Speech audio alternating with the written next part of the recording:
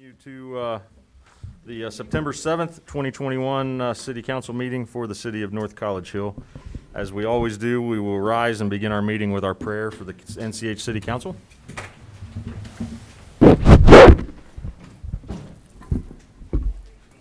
God our Father, we are all your servants. We trust in your mercy and love. We trust also in your guidance. Direct the meetings of this council of North College Hill to make good decisions for all the people who live in our city. Give all the members of this council wisdom and insight to know what is best for our city. Help us to be fair and just in all our decisions. Bless us all to do the very best we can with your help and guidance. We pray this in your name. Amen. Amen. This meeting is called to order. We will now do the Pledge of Allegiance. I pledge allegiance to the flag of the United States of America and to the republic for which it stands, one nation, under God, indivisible, with liberty and justice for all.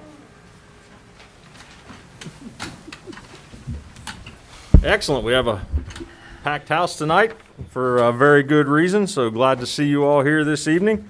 We got a couple of things we have to attend to, and then we'll get to the festivities. I'm going to call them festivities. All right. Ms. DeWald, please call the roll. Ms. Dukestein? Here, present. Ms. Blythe? Here. Ms. Underwood? Here. Mr. Miller-Novak? Present. Ms. Zorb? Here. Ms. Hartman? Here. Ms. Anderson? Here. All 7 present. Excellent. Thank you. You should have tonight's agenda in front of you. Mr. President, Ms. DeWald. when I went to the back to make more agendas, I found this in my mailbox. It just kind of like appeared. So I don't know if it was in somebody else's. I just got this tonight, so it's not on the agenda. Okay. This is from Duke Energy. They'll be filing an application with the Public Utilities Commission to increase our electric distribution rates. Just the messenger. It was, Mr. President, Yes, Ms. Underwood. it was in my mailbox. I put it in her mailbox. Thank you. Mr. President, Ms. Zorb. I'd like to make a motion to adopt the agenda as presented. Mr. President, Ms. Anderson. I'll second that.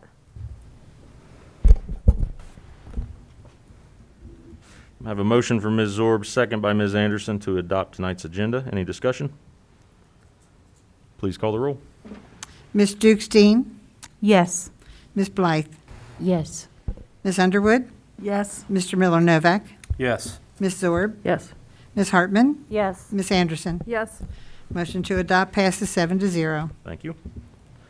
All right, you also have the minutes from our last council meeting on August the 2nd.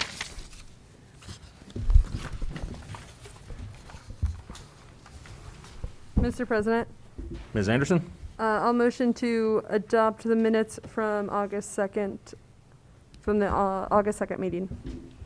Mr. President, Ms. Underwood. I'll second the motion.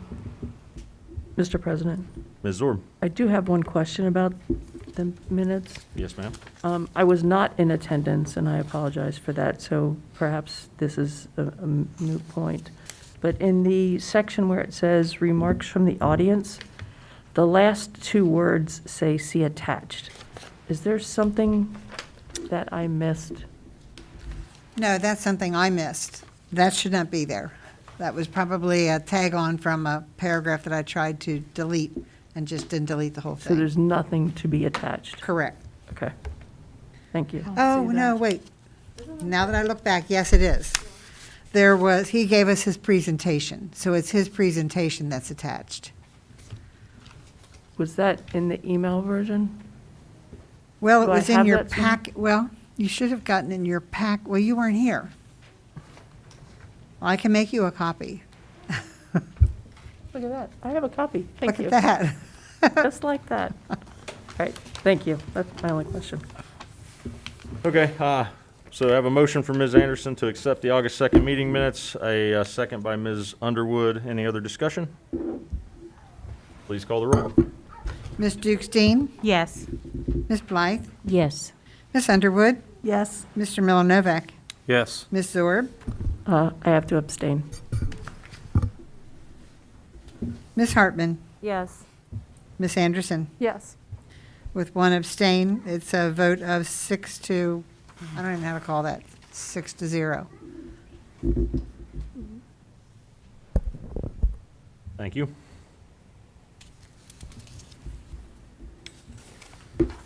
All right. With that, we're ready to get to the festivities. Are we starting with you, Madam Mayor, or are we turning it over to Police Chief Strand? I believe we both. All right, so we will call Chief Strand in and Mayor Nichols.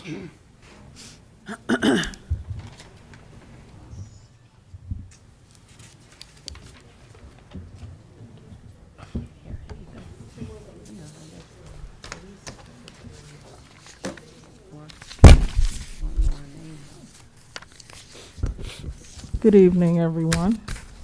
It's a full house. We're not used to a full house. We haven't had one in quite a while. We appreciate everyone coming out.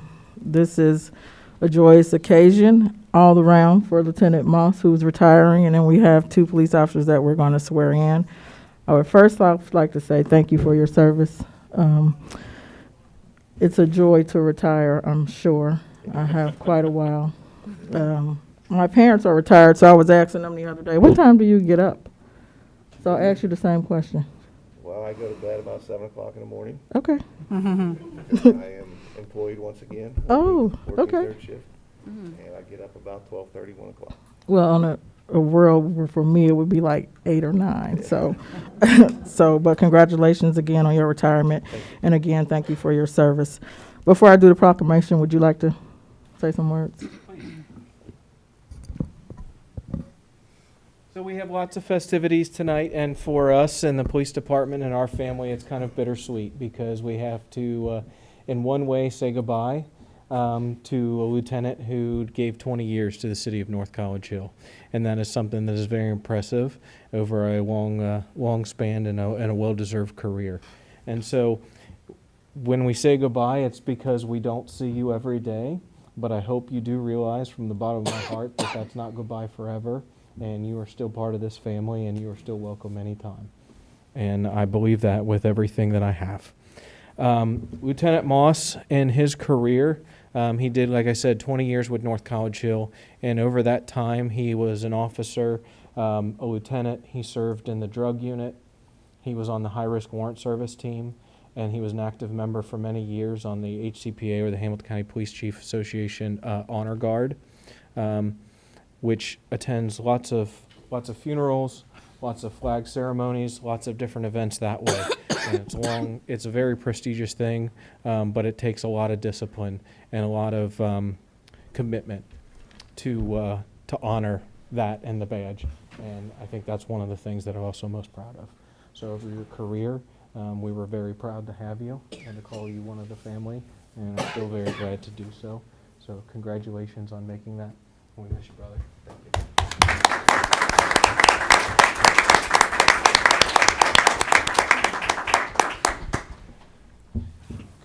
So, we would like to present you with this proclamation from the city, Lieutenant Moss. And it reads, whereas Lieutenant Moss proudly served North College Hill Police Department for over 20 years. And whereas Lieutenant Moss served in the United States Army as a military police officer for over 8 years. And whereas Lieutenant Moss worked at the University of Cincinnati's Police Department and spent over 7 years with the Hamilton County Sheriff's Office as a deputy sheriff in corrections and on the drug task force for Hamilton County. And whereas during his career with the North College Hill Police Department, Lieutenant Moss served as a field training officer, a member on the DART, served on the high-risk warrant service team, and as a member of HCPA Honor Guard for many years, before serving 6 years as a lieutenant. Whereas his dedication to the safety of the students, teachers, employees, residents, and stakeholders of the city of North College Hill is something to be appreciated and celebrated. And whereas upon the occasion of his retirement, the entire community of North College Hill wishes to express our sincerest thanks to you and your family for your dedication and wish you the best in the next chapter of your life. And now, therefore, I, Tracy Nichols, the mayor of the city of North College Hill, proclaim September 7th, 2021 as Todd Moss Appreciation Day and would like to congratulate Lieutenant Moss on his retirement from the City of North College Hill. Thank you for your dedication, commitment, and countless sacrifices that you have given to this community and to the legacy that you pass on to the young men and women that you have trained. Best wishes as you transition into the next chapter of your life. Congratulations. Thank you.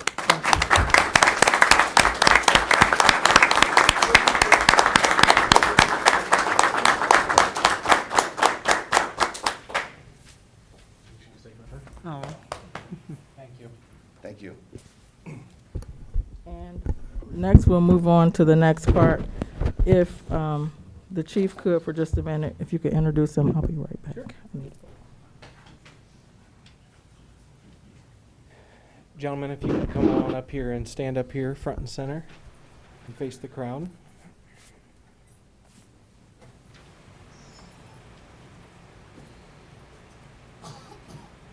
And it's with my honor that I would like to introduce the next chapter of the North College Hill Police Department and two new officers that we'll be swearing in tonight, starting with Mr. Nicholas Jackson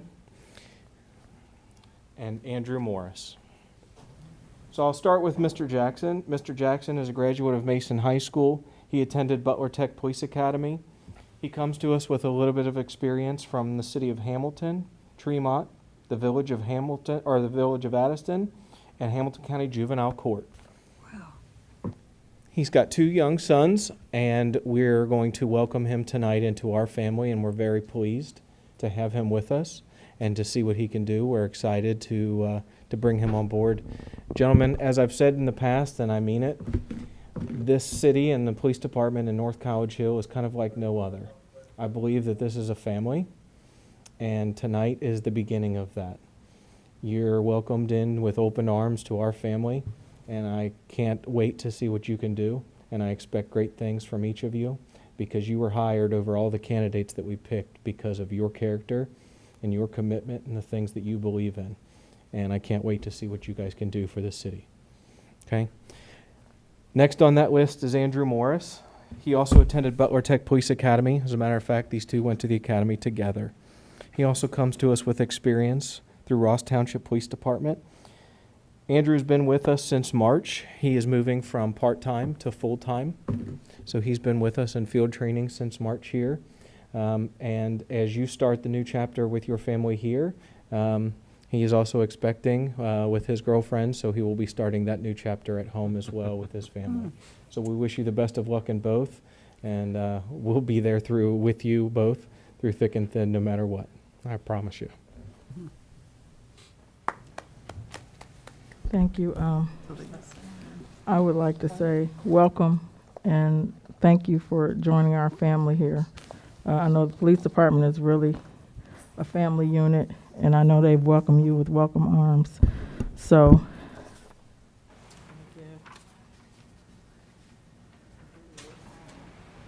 and when I read it, you can just state your name and repeat after me.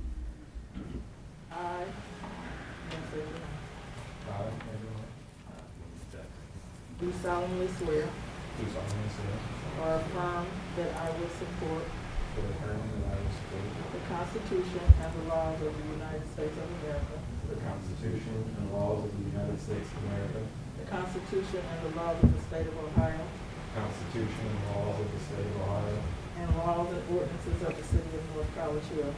Laws and ordinances of the City of North College Hill. To which I am appointed. To which I am appointed. And to the best of my ability. To the best of my ability. Will discharge the duties. Discharge the duties. Of police officer. Of a police officer. This oath being sworn to before me on the 7th day of September 2021. Congratulations. Thank you.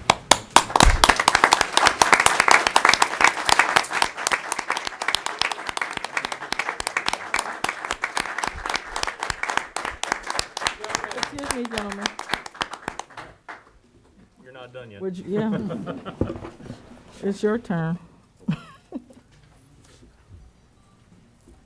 So I always mess with everybody telling them they got to give a speech, and that makes them nervous, right? So, but you don't have to give a speech. But what I would like is there are some family members out there that have probably supported you along your way in the endeavors, because what I know and the rest of the audience doesn't always know is that going through the academy and everything and getting a full-time job and coming on is not a sprint. It tends to be more like a marathon. And you have finally made it. And those folks that are here to support both of you tonight have been there with you through most of that.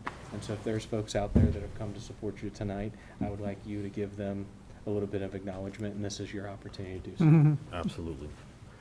First, I'd like to say thank you for this opportunity to be a part of the North College Hill family, and it is a great honor. And I also like to give thanks, honor to God. No. I wouldn't be here without him. I also wouldn't be here without a lot of people. My father, my mother, my significant other, Shanae, my son Noah, and my oldest son Nick. They've helped me get through a lot. I'd like to give you guys your praise and your thanks. Thank you. And I love you guys. Shanae, I love you. Dad, thank you. And Mom, thank you as well. I wouldn't be here without all of you. And there's a lot of people here who also played a strong role in me being here today. And I wouldn't be here without them. They know who they are, and I'd like to thank them.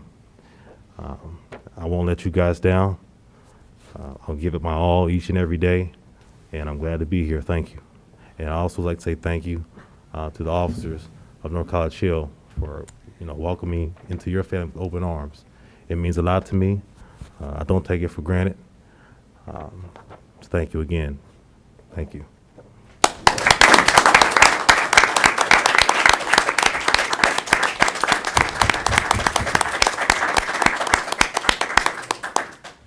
That is going to be hard to follow up. I'd like to thank my parents, my dad, my mom. Thank you guys so much. Even back to the academy, my biggest support staff, my brothers, Trent, Taylor, thank you guys. You guys are awesome. Really, I just want to thank everybody in this room. Without you guys, I would not be here. It's awesome to see a city back us the way you guys do. Wow. To my fellow officers, thank you guys. My 5 months here, you guys have been nothing but great. Mentors, taking me under your arm, showing me the way. Chief, especially you, thank you so much. You've done a lot to help me become a better police officer, day in and day out. Awesome. I want to thank everybody. Thank you guys so much.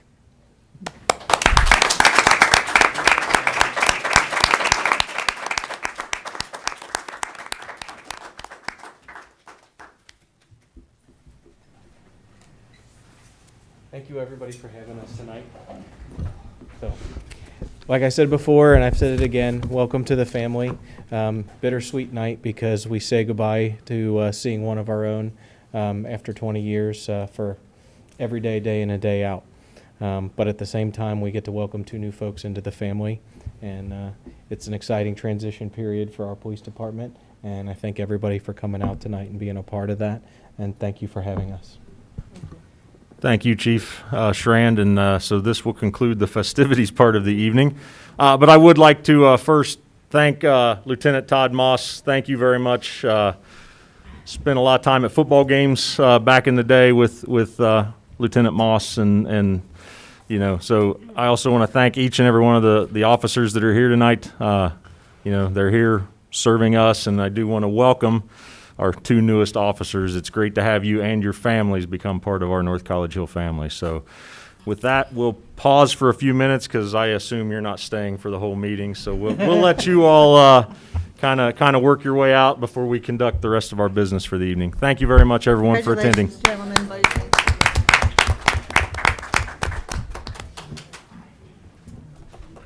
Oh, God love you. Take what you need. You're welcome.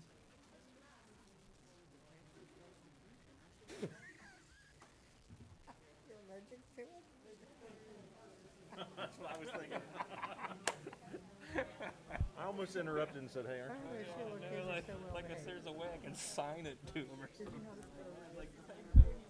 We've got a family. Yes, I did notice that since you pointed it out. Family kids, and I bet the youngest one is probably that one. Leon? Stop the Are those personal fans?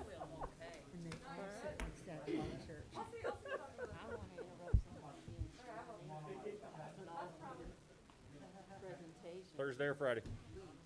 All right. Well, that was that was certainly fun to be a part of, and the room has cleared out. So we will move forward with our agenda, and that'll take us to the council committee reports, and we'll start with city, community development, and recreation. All right, thank you, Mr. President. All right, so our last meeting was August 9th, so about a month ago. So forgive me, this is not going to be the most detailed. I don't remember it exactly, and I have misplaced the minutes, so I will find those. I apologize. I misplaced the minutes, not Ms. Anderson. It was a team effort, it really was. So we discussed the recreation director and the duties that we hope to see whoever eventually gets hired for that position, what we hope to see them do. And after that, we also discussed, well, it was really just an update on the Tree City USA board, which I actually got an email about today. But we have members for the board, so that was really exciting. That was a fun update to give. We had a long discussion about the Homeowners Assistance Fund, the different qualification and parameters that we want for that fund. That's still an ongoing conversation, but we're making progress, so I'm pretty pumped. I know that there was an old business discussion about the planters. So that was just kind of brought back up in the committee. So we'll be moving forward on that soon. I know there was other old business, but I can't remember what it is, so I'm sorry about that. Oh, sorry, we also talked about code violations and the enforcement of that, and discussed how we as a committee want to go forward with that and what we can control in that. As far as new business, the mayor had requested that we look into possibly getting a new, I guess, symbol for the city, or what would you call that? Logo? Seal? A new city seal. We discussed how that would be a great opportunity for oh my goodness, I can't think of what it's called. The comprehensive plan. That would be a great job for, or a great agenda item for the comprehensive plan team that eventually will get put together soon. We also discussed a little bit of the comprehension plans and discussed what we liked and what we were thinking, and that was also a good conversation. Overall, it was a very good meeting. It adjourned at some point. I'm not sure, a little bit past 7:30 probably. And our next meeting is next Monday at 6:30. So Monday, September 13th at 6:30. Mr. President, Ms. Underwood? I would like to inform the chair that I just found the minutes. And your summary was extremely accurate. Really? Yes. All right, thank you. Mr. President, Ms. Zorb? I have a quick question. Yes, ma'am. Are we at the point where we can have a meeting about the Tree City? No. Okay. It's close. I just have to get I just have to get the arborist. I just have to contact him again. He's willing and able to do it. I think it's just, Because I think Arbor Day is coming up, and I even got an email from the city of Cincinnati about giving away free trees. So I'd really Yes. like to, I would too. okay, Yeah. I'm moving. all right. I'm moving and shaking. If you I need me to do promise. something, let me know. Okay, thank you. All right, thank you, Ms. Anderson. Next up is budget and finance. Yeah, we did not meet in August. Our next meeting is next Monday at 7:30, right here. Last meeting, we actually were pretty short, I think. My recollection is you guys had a long one, so we kind of just went over the reports for the previous month. So there's nothing super earth-shattering to share in terms of other discussions that were had. Yeah, my meeting minutes are finished, but they're on my laptop, not here. So I will share in that. So that's really about it. I remember they're not very voluminous because we did not discuss much beyond the reports. Thank you, Mr. Miller Novak. Mm-hmm. Next committee is Rules and Public Policy. Thank you, Mr. President. Our last meeting actually was canceled. It was scheduled for August 23rd, but it was canceled on that day. And the meeting before that, I actually reported to council on August 2nd. So I will just say that our next meeting will be on the fourth Monday of September. And at 6:30. So that'll be on September 27th at 6:30 PM. That is correct. Thank you. Next is Public Safety. Thank you, Mr. President. Our last Public Safety Committee meeting was scheduled for August 23rd. That meeting was canceled as well. The meeting before that, I did report to council on August 2nd, 2021. Our next meeting will be September 27th at 7:30 PM. Thank you, Ms. Underwood. Next up is ad hoc reports. Do we have any ad hoc reports? Mr. President, Ms. Underwood? I do. The UPC committee met last on August 31st. We talked about the block party. It was canceled because of COVID concerns. Talked about trunk or treat and how we can possibly make that happen, whether we can possibly collaborate with the school and where, that can be located this year. Talked about the food trucks, reminded everybody that the public hearing was scheduled on today at 6:45 PM. And just kind of discussed the benefits of the food trucks. We talked about the Recreation Commission and working with City Council and the chair of the City Community and Development Committee with regard to the rec director position. Talked about some other events such as Breakfast with Santa, the Easter egg hunt. We also talked about the status of the parks, 2 parks specifically. And we decided that we probably should do some kind of an audit of the parks. And there was a park that has some damage to the grounds, and I believe that was something that Mr. Mosby is going to look into for us. We talked about a lot of stuff. So several, the big events were trunk or treat, and we also want to plan some kind of Christmas event in addition to the Christmas tree lighting, which we plan to help the mayor with. And so that's what we discussed. Our next meeting will be held on September 14th, and the meeting after that will be on September 28th at 6:30. Thank you, Ms. Underwood. Any other ad hoc reports?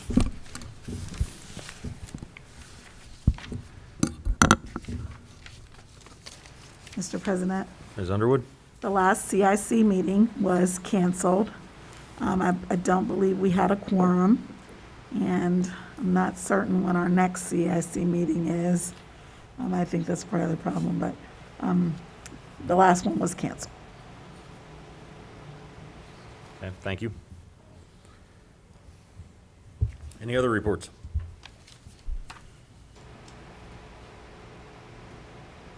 Mr. President, Mr. Mosby? I just wanted to, just a point of clarification.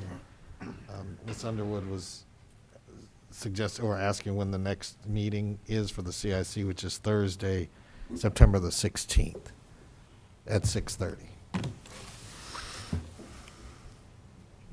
Thank you, Mr. Mosby. All right, if there are no other reports, we will move on to the administrative reports. First up is the mayor's report. Good evening, Ms. Nichols. The floor is yours.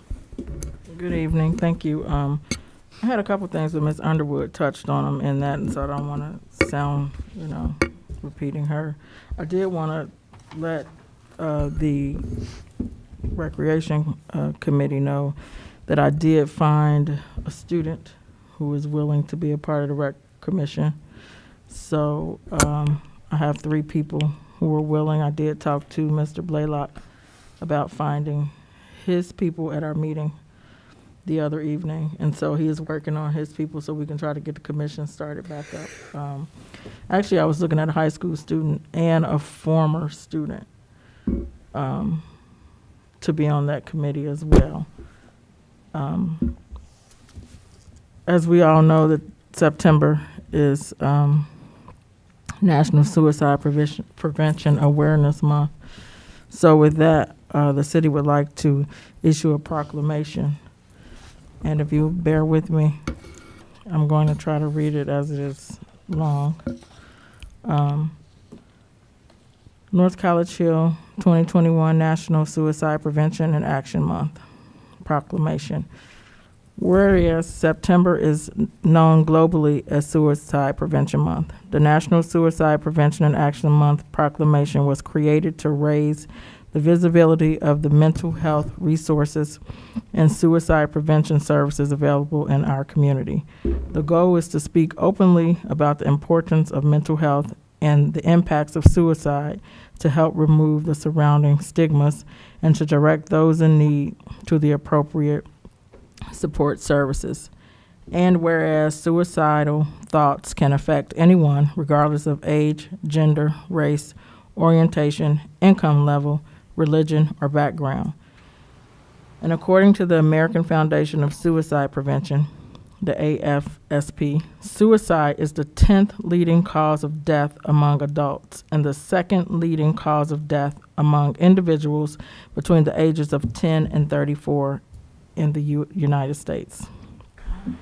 And whereas more than 44,834 people died by suicide across the United States in 2020, which according to the CDC was more than twice the number of homicides, which an average of 129 suicides completed daily, which includes active military and veterans accounting for 13.5% of all suicides nationally.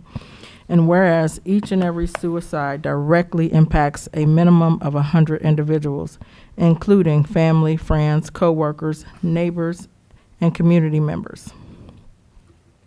And whereas North College Hill is no different than any other community across the country, but chooses to publicly place our full support behind local educators, mental health professionals, athletic coaches, law enforcement officers, and parents as partners in supporting our community and simply being available to one another. And whereas global organizations like Hope for the Day, HFTD, and our local partner, National Alliance for Mental Illness, Southwest Ohio, are on the front lines of war that many still refuse to discuss, as suicide and mental health remain too uncomfortable to talk about. And whereas every member of our community should understand that throughout life struggles, we all need the occasional reminder that we are all fighting our own battles. And whereas North College Hill City Council encourages all residents to take the time to check in with their family, friends, and neighbors on a regular basis, and to honestly communicate their appreciation for their existence by any gesture they deem appropriate. A simple phone call, message, handshake, or hug can go a long way towards helping someone realize that suicide is not the answer. Now, therefore, be it resolved that I, Tracy Nichols, as mayor of the city of North College Hill, do hereby proclaim the month of September 2021 as National Suicide Prevention and Action Month in the city of North College Hill. In witness whereof, I have hereunto set my hand and caused this seal, the September 7th in the year of 2021. I'm sure most of us know someone who was a victim or has a family member, friend relative. I find it important that just when, for myself, I can't speak for everyone, that if I notice someone is off, or if I notice that they even seem, for me, it's important for myself to say, are you okay? You can most times tell someone's having a bad day, especially if they're close to you. And even working where I work down at the school, the kids, believe it or not, at that age, that mental illness, because that's what they're diagnosing it as, starts at they're younger and younger. And when you see them come in, it's important that we say, hey, how you doing? If you don't want to talk to me, you can tell. I mean, even in adults. But I'm just saying, for me, I think it's important that we watch those behaviors and just don't be silent, because you're, hey, how you doing? Or you're, hey, you need a hug. We're grown and sometimes we need a hug, or if someone really asks you how you doing, thank goodness most of us aren't at a breaking point, but we never know what that breaking point is. So I think it's important that we encourage one another, especially with COVID.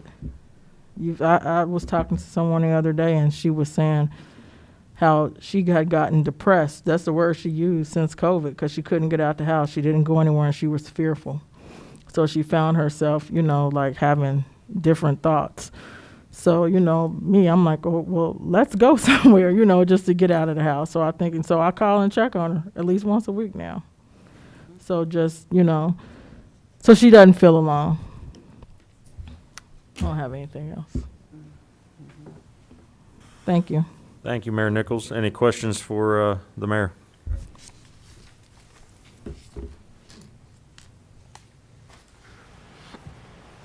Oh, wait a minute. I'm sorry. I had one more thing. I was looking, maybe, Ms. Anderson, were you copied on an email that gave details? I'm bringing back what Ms. Zorb said about the trees.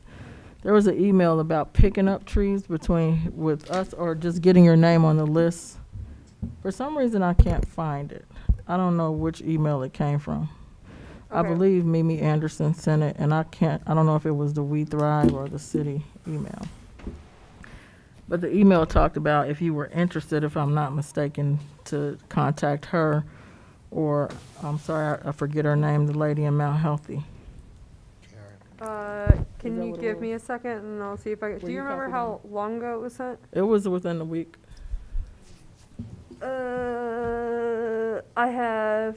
Mr. Mosley is saying it's Kara. Yeah, Karen Arnett is the woman in Mount Healthy. Karen Arnett. I feel like there was an email. I don't have one in the last week from Mimi Anderson, but let me ask her about it and I'll get back to you.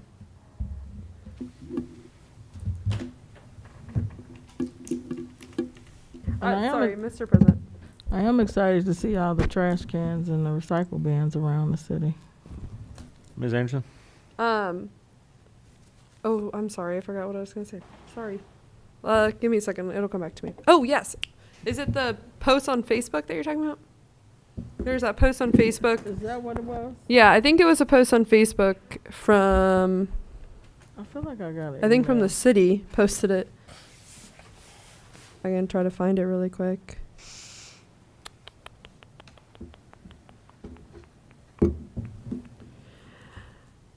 I'll look and get back to you.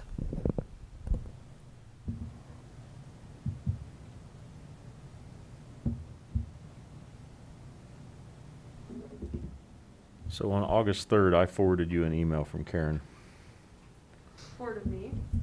Yes, I'm pretty sure I did. If I didn't, I apologize, because I told Karen that I would, or I copied you into this email.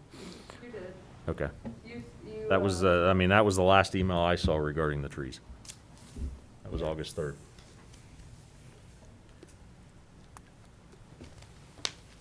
So, I mean, we can't, like, as a committee, really do anything.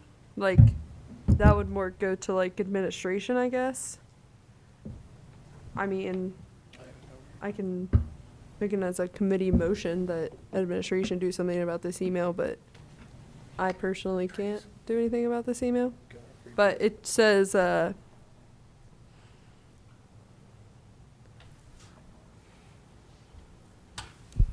It just gives 4 possible dates for tree distribution days.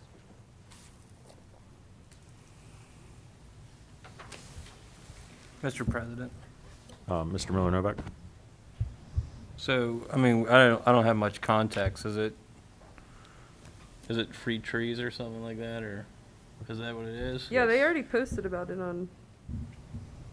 Sorry, I'm not always up on the Facebook necessarily, but I think if someone's just offering to give the city trees, it doesn't really require a council action and not appropriate money or legislation, so I think Do you want me to read the Facebook post about it? It was Sure. posted by North College Hill Events, which is run by Mimi Anderson. It says tree distribution event coming up. This is for NCH and Mount Healthy residents only. If the best time to plant a tree was 20 years ago, then the second best time to plant a tree is now. A tree planted, it just gives information about how to get a tree, who to contact. You'll receive a good quality young tree, about 5 to 6 feet tall, to plant on November 6th. If interested in NCH, contact Mimi Anderson, and then she posted her work number and work email, or Mount Healthy, Karen Arnett of Mount Healthy Urban Tree Commission, and then posted her work number and work email as well. We'll notify you when the ordering website opens. We Thrive, North College Hill, and then it's just said that this is being done by We Thrive North College Hill and We Thrive Mount Healthy together. So yeah, nothing to do with my committee, but I hope I answered your question. No, I didn't say it had anything to do with your committee. I was just asking if you saw Oh, that email. And it was a Facebook post, not an email. just that one from Mike. But other than that, I don't think I did. Okay, any questions for the mayor? All right, next item on the agenda is the city administrator's report. Good evening, Mr. Mosby. Good evening, Mr. President. I'll be brief with comments tonight. First thing I wanted to address was a situation, I think everyone knows that. Can you talk to the Oh, mic? I'm sorry. I apologize. Is that better? Thank you. There you go. All right, I'll be brief tonight. I think most of council is aware that we did lose our finance director. In that process, some things came up, and in the preparation of our audit for this year, we have a biennial audit. It was discovered that our previous 2 financial reports had not been uploaded into the Hinkle system. That is a requirement before the state will come in and audit us. However, I have taken steps, and I'm working with a firm to make sure that we have our reports submitted. We should have 2019 completed by within a week, and then probably a week to 2 after that, we would have 2020 completed. And I have been working with the Ohio Auditor of State, so they are well aware, and so we are on track. So I just wanted to make sure that those of you who may have seen that email are aware. There will also be a resolution that will be coming up, not tonight, but it will have to be on the next council agenda. It will be part of the budget process where council would be required to accept the amounts and rates for the tax budget, which was passed back in July. The county is expected to pass their budget on the 14th of this month, and so once that passes, then the auditor's office will get the numbers to us, and so we would be looking to have a resolution prepared for council by the 20th. But I did want to make council aware that it is due to the county by October the 20th, 2021. It would be up to council, but this is a typical administrative act. It's a legislative act, but since you have already passed the tax budget, it probably shouldn't require any deliberation, but I did want to make sure that council was aware of that. Mr. President, there are a few things that I would like to discuss pertaining to some of the legislation, but I'll wait till that time. Okay, thank you, Mr. Mosby. Any questions for the city administrator? Mr. President, Ms. Underwood?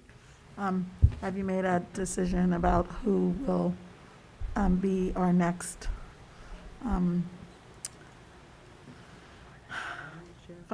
finance manager. No, we have not made a decision on that yet. Mr. President? Ms. Zorb?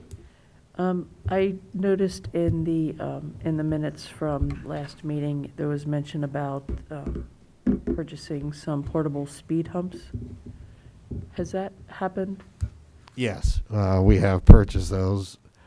Like many other things, of course, those are on back order, but we're hoping to get those probably within the next 6 to 8 weeks. So I'm curious what criteria is being used as to where they'll be implemented. Given the fact that we have a limited amount, certainly one of the things that we're going to do is to look at where, our highest volume of traffic is in the city on certain streets, because those are the ones that we would probably want to address first as far as traffic calming measures. So it is more than likely that some of the larger, the streets that have more volume would get, at least one of the, I don't like to, we do call them portable. I apologize. They're not really portable. You do have to anchor them into the ground, but the point is that you can, at some point, you could pull them up. We do not plan on doing that, however, because obviously if you do that, we're going to begin to put holes in the street. And so wherever we do put them, they'll stay there for a while. How many were purchased? 10. 12, but they are, I'm sorry, I can't remember the word, I apologize. But they're basically components, they're like components. So. I didn't get that last They come in parts. Components. Yeah, I'm sorry, I didn't get the right word, I apologize. So you would need 3 of them to cross a street? You need 4? Yeah, I think it is 3, and then you put the end caps on, and it is, I think that is a total of, 4. I don't remember offhand, but it's either 12 or 16 feet. Mr. President. Ms. Anderson? So altogether, we'll have, if it takes 3 to go across and you ordered 12, then we'd have 3. Or, sorry, we'd 4. have 4 then. 4 streets. So we'll have like 4 complete speed bumps? No, it would be 10. I was just saying that they come in the different Okay. sizes and components. So there will be 10 different speed bumps around? Right. Okay, gotcha. Sorry, I was just clarifying. Sure.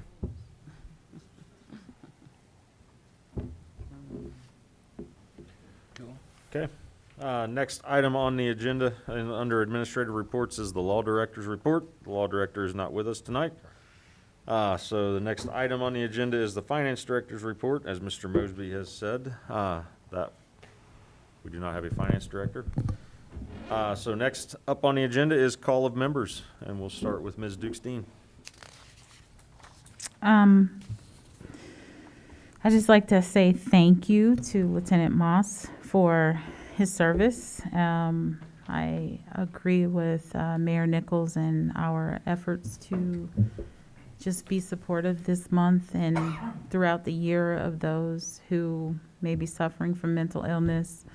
I think especially with the masks, it's hard to see a smile. So I make big efforts to let people know that I'm speaking, saying hello, smiling, especially when I'm at the school and around NCH.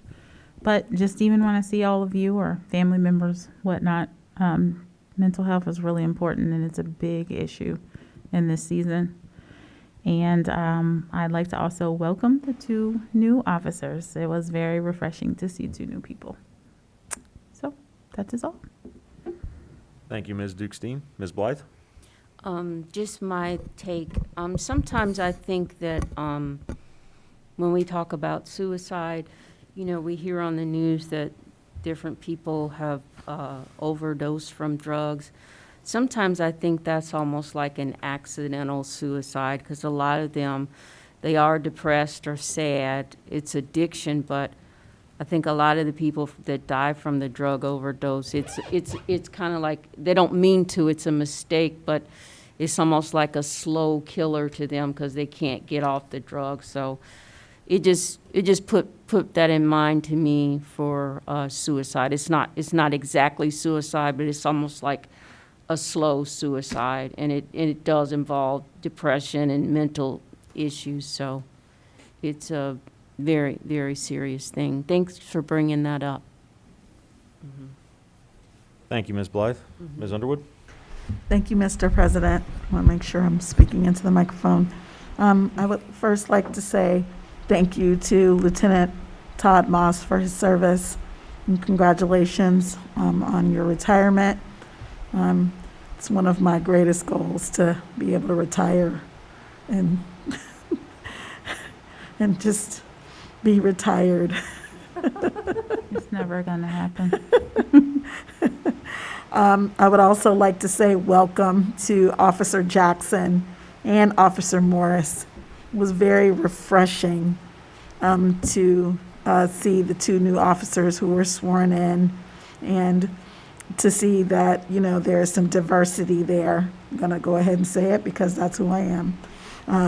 So I would just like to say thank you, and thank you to Mr. Mosby and Mayor Nichols, because I'm sure that, you know, you had some kind of, there's something going on there, so I appreciate seeing that. Thank you very much. I would also like to say thank you to Mayor Nichols for your proclamation. Try not to cry. I lost a good friend of mine in 2019 to suicide, and she was an attorney. So, you never can tell, the grass does always seem greener. She was a very successful attorney. Everybody knew her name. She was very well sought after, but there was something going on with her that she didn't feel like she could talk to any of her friends about, that she just felt it necessary to take that step. So I just want to say thank you for your proclamation and just acknowledging that. And I would also like to encourage people to check on all of your friends, even the ones who you think are, successful and strong, because sometimes, the strongest of us need to be checked on as well. So, and that is all that I have. Thank you, Ms. Underwood. Mr. Miller-Novak? Yeah, just like to echo, thanks to Officer Moss, who most of us that have been involved for a while know him. He's kind of pretty popular guy. Officer Moss, he has some personality. So it's nice to see him retire, but obviously it's bad to see him retire. But it's kind of good that seeing a couple new faces join the police force and things like that, and that's what I've been for in the last this summer. So yeah, it is good to see additions, and it's sorrowful to see people retire in a selfish manner, but it's good for them to be able to relax. Although it sounds like he's still working, so I don't think he's necessarily living your dream retirement, Erica. If he's still working third shift, I don't think that's what you have in mind. Regarding Suicide Prevention Month, I'm glad we do it as a city. Thanks for the proclamation. I think it's important to do it as a community, so people know that it's taken serious at their government level. There's not necessarily much we can do as a government, but I think it's important to talk about things like suicide and mental health. It's I think one of the stupidest things in our society, that we talk about viruses and bacteria, which are all obviously serious things that can be treated, whether through preventative vaccines or things like Tamiflu and antibiotics, but we have a lot of mental health that we, for some reason, don't talk about because of various stigmas, even though that we also have the means to treat many mental health issues, whether it's through medication, therapy, and other things. And it's just, there's some kind of just absurd shame, but illness is illness. It doesn't matter if it's an illness of the body or an illness of the mind. If there's a means to treat it, There should be a willingness for people to talk about it. There should not be discrimination about it in the workplace. There should not be discrimination about it in the government. There should be openness, discussion, and encouragement for people to get treatment. Because at the end of the day, I think whether it's suicide or drug abuse, these things obviously all have roots in mental health, and those are things that need to be discussed, and people need to be encouraged to get treatment. So I guess that's my soapbox for today. I will pass it along. Thank you. Thank you, Mr. Novak. Ms. Zorb? I just have a quick comment to say I'd like to echo the sentiment of my fellow council members in saying congratulations to Lieutenant Moss and to Officer Morris and Jackson. Welcome to the team. Thank you, Ms. Zorb. Ms. Hartman? Thank you, Mr. President. Congratulations to the retiree and welcoming the new guys to the family. NCH is a family. I've always felt that way. Then I also have some news that I, Elizabeth Hartman, will be resigning from council on September 20th, 2021. Will be my last day. I will no longer be living here. Many reasons behind it. Actually, one kind of is our mental illness thing we're talking about. I've got not only a father, but going through so many issues and need to help and be there right now. And it's so many 16 wonderful years of living here and raising my family. But I got to do what's right for my family. So it has been an honor to serve with all of you. And I really don't want to go, but so that's all I got.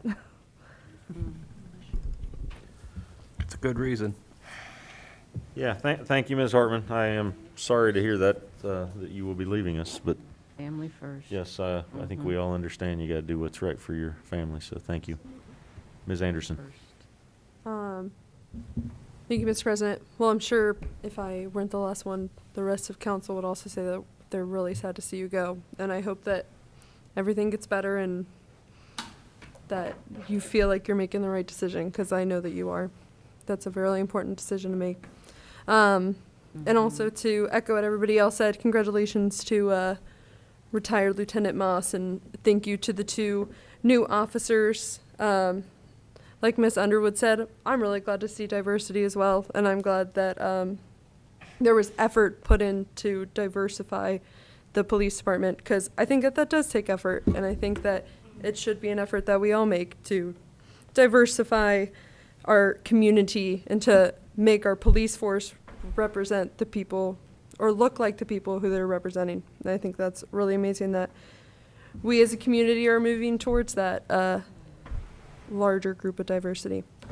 I also wanted to remind the community that Touch a Truck will be October 3rd. I know it's a bit out, but I'm really excited for that event. It's going to be in the Roses parking lot, and I know that there's been a lot of effort put into that event, and I'm really excited about events happening again. So that feels great. And also Discover Clovernook is, oh, yell at me if I'm wrong. Let me double check this date before I tell you guys a wrong date. No, it got changed, yeah. Yeah, September 23rd, what Mr. Mosby said. And that's at the Clovernook Center for the Blind. And I'm also really excited about that. I'm really excited to get out and get some business involvement. And speaking of businesses, I want to thank, there are 3 businesses in North College Hill who are renovating their buildings. McDonald's, and then I'm so sorry, I don't know what the place across from McDonald's is. I know it's a bank, but I can't think of the name of it right now. And then Credit family, Union. what was that? Cincinnati Credit Union. Thank you, the credit union. And then Dollar General. And I think that's pretty great. I think that shows that those places believe in North College Hill and they want to invest in North College Hill, and they respect the community that they are in. And I think that's pretty great. So I want to thank those 3 businesses for putting that money and that effort into our city. And then lastly, I also wanted to thank the mayor for giving the proclamation on Suicide Prevention and Awareness Month. As a 22-year-old, I am way too overly aware of how common death by suicide is in my age range, and I know more people than I can count that have attempted suicide or who have died by suicide. So I really appreciate that our community puts an effort into the discussion around mental health and death by suicide awareness. And I really hope that after COVID is done and gone, that we can bring back the informational nights around Suicide Prevention and Awareness Month, because I think that those were really beneficial. I know I learned a lot, and I know that a lot of people in the community really appreciated them. So I hope that in the near future, hopefully next year, we can bring those back. I know it just wasn't really a possibility this year, but I'm really looking forward to those coming back and for the discussion around mental health and death by suicide to continue. So thank you. That is all. Thank you, Ms. Anderson. Mr. President, Ms. Orb. I was wondering if Ms. Anderson could tell us times for the Discover Clover Nook and for the Touch a Truck. I can, if you give me like 2 seconds. The Discover Clover Nook starts at 5, ends at 8. Touch a Truck begins at 5, ends at 7. And I know that there will be a fire truck there and lots of information about the upcoming fire levy as well. So I'm really excited about that. Thank you. All right, so next on the agenda is remarks from the audience. Ms. DeWald, do we have anyone signed in to speak? No, sir, we do not. Okay, thank you. That will take us to legislation. We have a first reading on Ordinance 6, 2021. This is a rough one to read. This is the LPA Federal ODOT LET Project Agreement. This is the agreement between North College Hill and Mount Healthy to do our portions of Hamilton Avenue. First reading. Mr. President. Mr. Mosby. Yes, this is the legislation that I have talked with council about for several months. This is the one that will begin in 2022. It's also the one that will require that we pay out a lump sum in approximately February of about $590,000. But as Mr. Wald said, ODOT has worked with both Mount Healthy and us to combine these two to make it one project. So Mount Healthy is presenting their legislation this month. Of course, we are too. So the goal would be for us to have it complete so that we could send it back to ODOT so that they can keep the project moving forward to begin on time. So I say that with the hope that if there's no real discussion or if there's no controversy, which I don't think there is because I think most people want to see it get done, that we can have this passed no later than next meeting this month.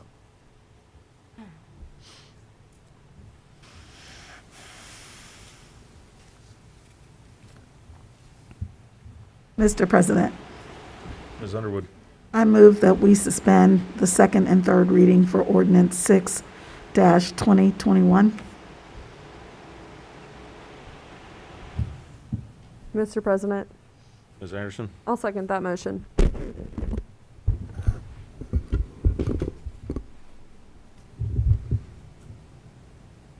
Sorry, just let me catch up here. Motion for Ms. Underwood, second by Ms. Anderson to suspend second and third readings for Ordinance 6, 2021. Discussion? Mr. President, Ms. Zorb?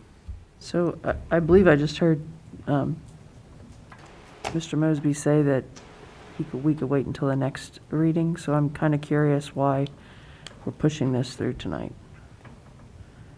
Not the first reading. Mr. President. Ms. Anderson? I personally second the motion because I'd rather give them more time than give them a pinch.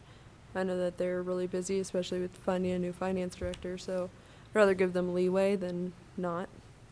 That's why I did it. Mr. President, Ms. Underwood?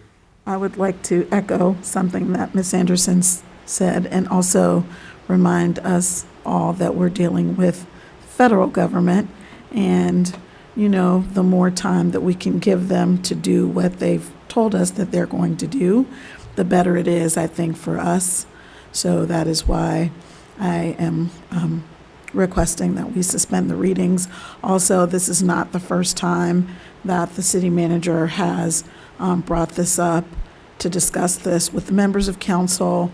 It's been discussed on several different occasions, and it's something, you know, that, you know, we've talked about ad nauseum, and I would just, you know, so I feel as though our citizens have been placed on notice for this, and I just, you know, other than to make sure that everyone knows what's going on or what the details are, I wouldn't see why we would just need to let this particular piece of legislation wait the 3 meetings to get through 3 readings. Any other discussion? Ms. DeWald, please call the roll. Ms. Dukestein? Yes. Ms. Blythe? Yes. Ms. Underwood? Yes. Mr. Miller-Novak? Yes. Ms. Zorb? Nope. Ms. Hartman? Yes. Ms. Anderson? Yes. Motion to suspend passes 6-1. Mr. President, Ms. Underwood? I move that we adopt ordinance 6-2021. Mr. President, Ms. Anderson? I'll second that motion. Motion from Ms. Underwood, second by Ms. Anderson to adopt ordinance 6/2021. Discussion? Ms. DeWald, please call the roll. Ms. Dukestein? Yes. Ms. Blythe? Yes. Ms. Underwood? Yes. Mr. Miller-Novak? Yes. Ms. Zorb? Yes. Ms. Hartman? Yes. Ms. Anderson? Yes. Motion to adopt passes 7-0. Thank you. Continuing with legislation when you're ready. We have a second reading on Resolution 20. This is a resolution to certify assessments to the county auditor for placement on the tax duplicate. And this is involving vacant and foreclosed properties. That's the second reading.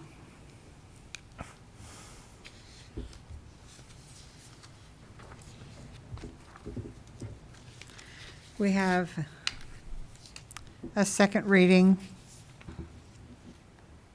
on Resolution 21. This one is also a resolution to certify assessment to the county auditor for placements on the tax duplicate. And this one deals with the nuisance related to tall grass and trash removal.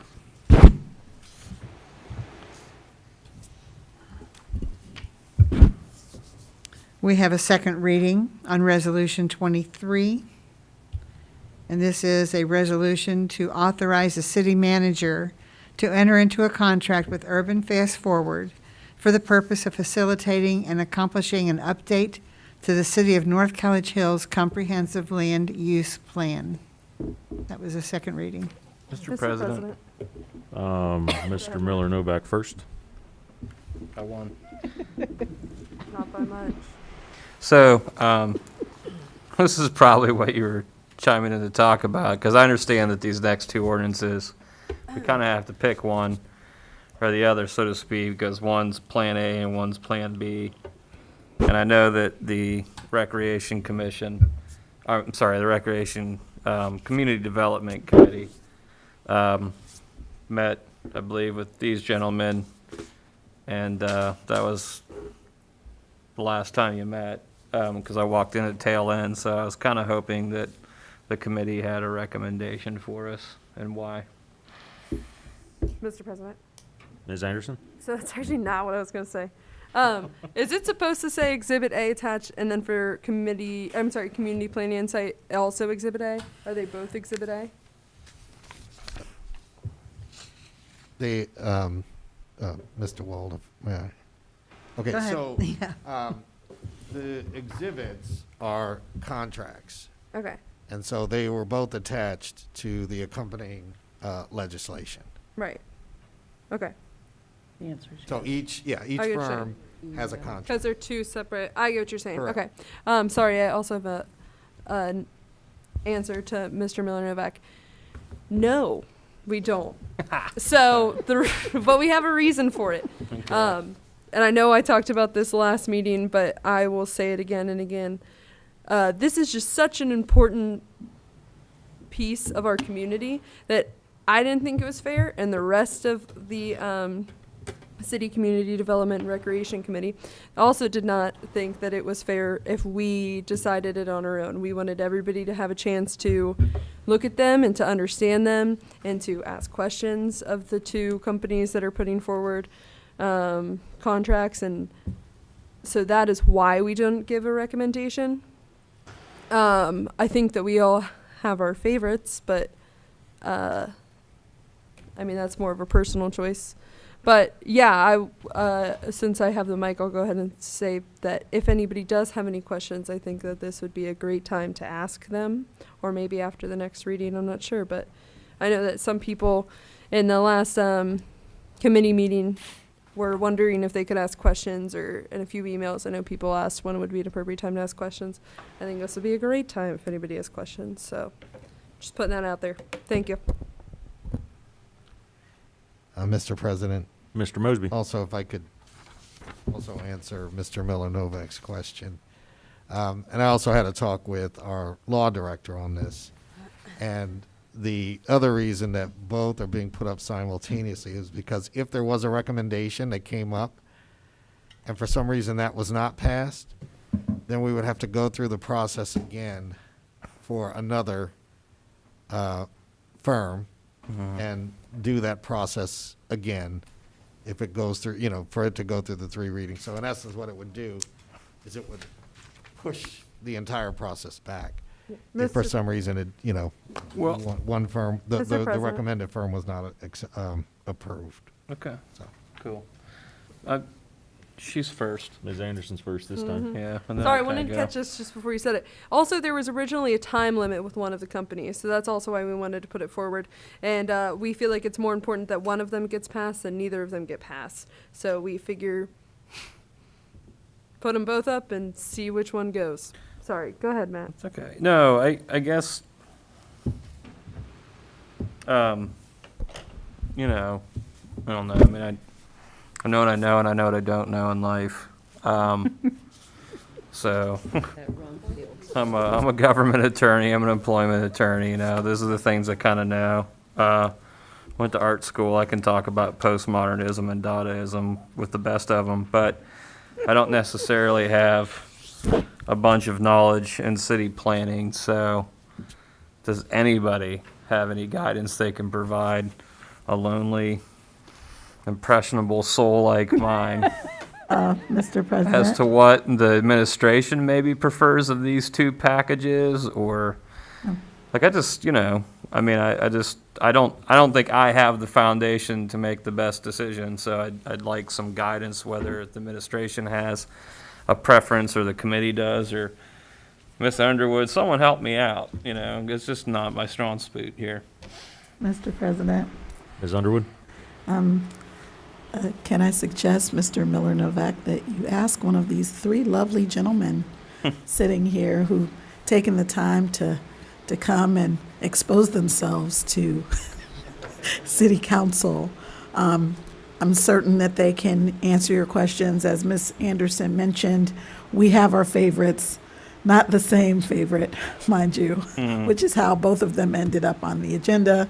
So we don't want to unduly influence you one way or the other. So if you can, I'm sure that they'll answer your question. So, I don't know how we do this properly, but, so who represents who, I guess, over there?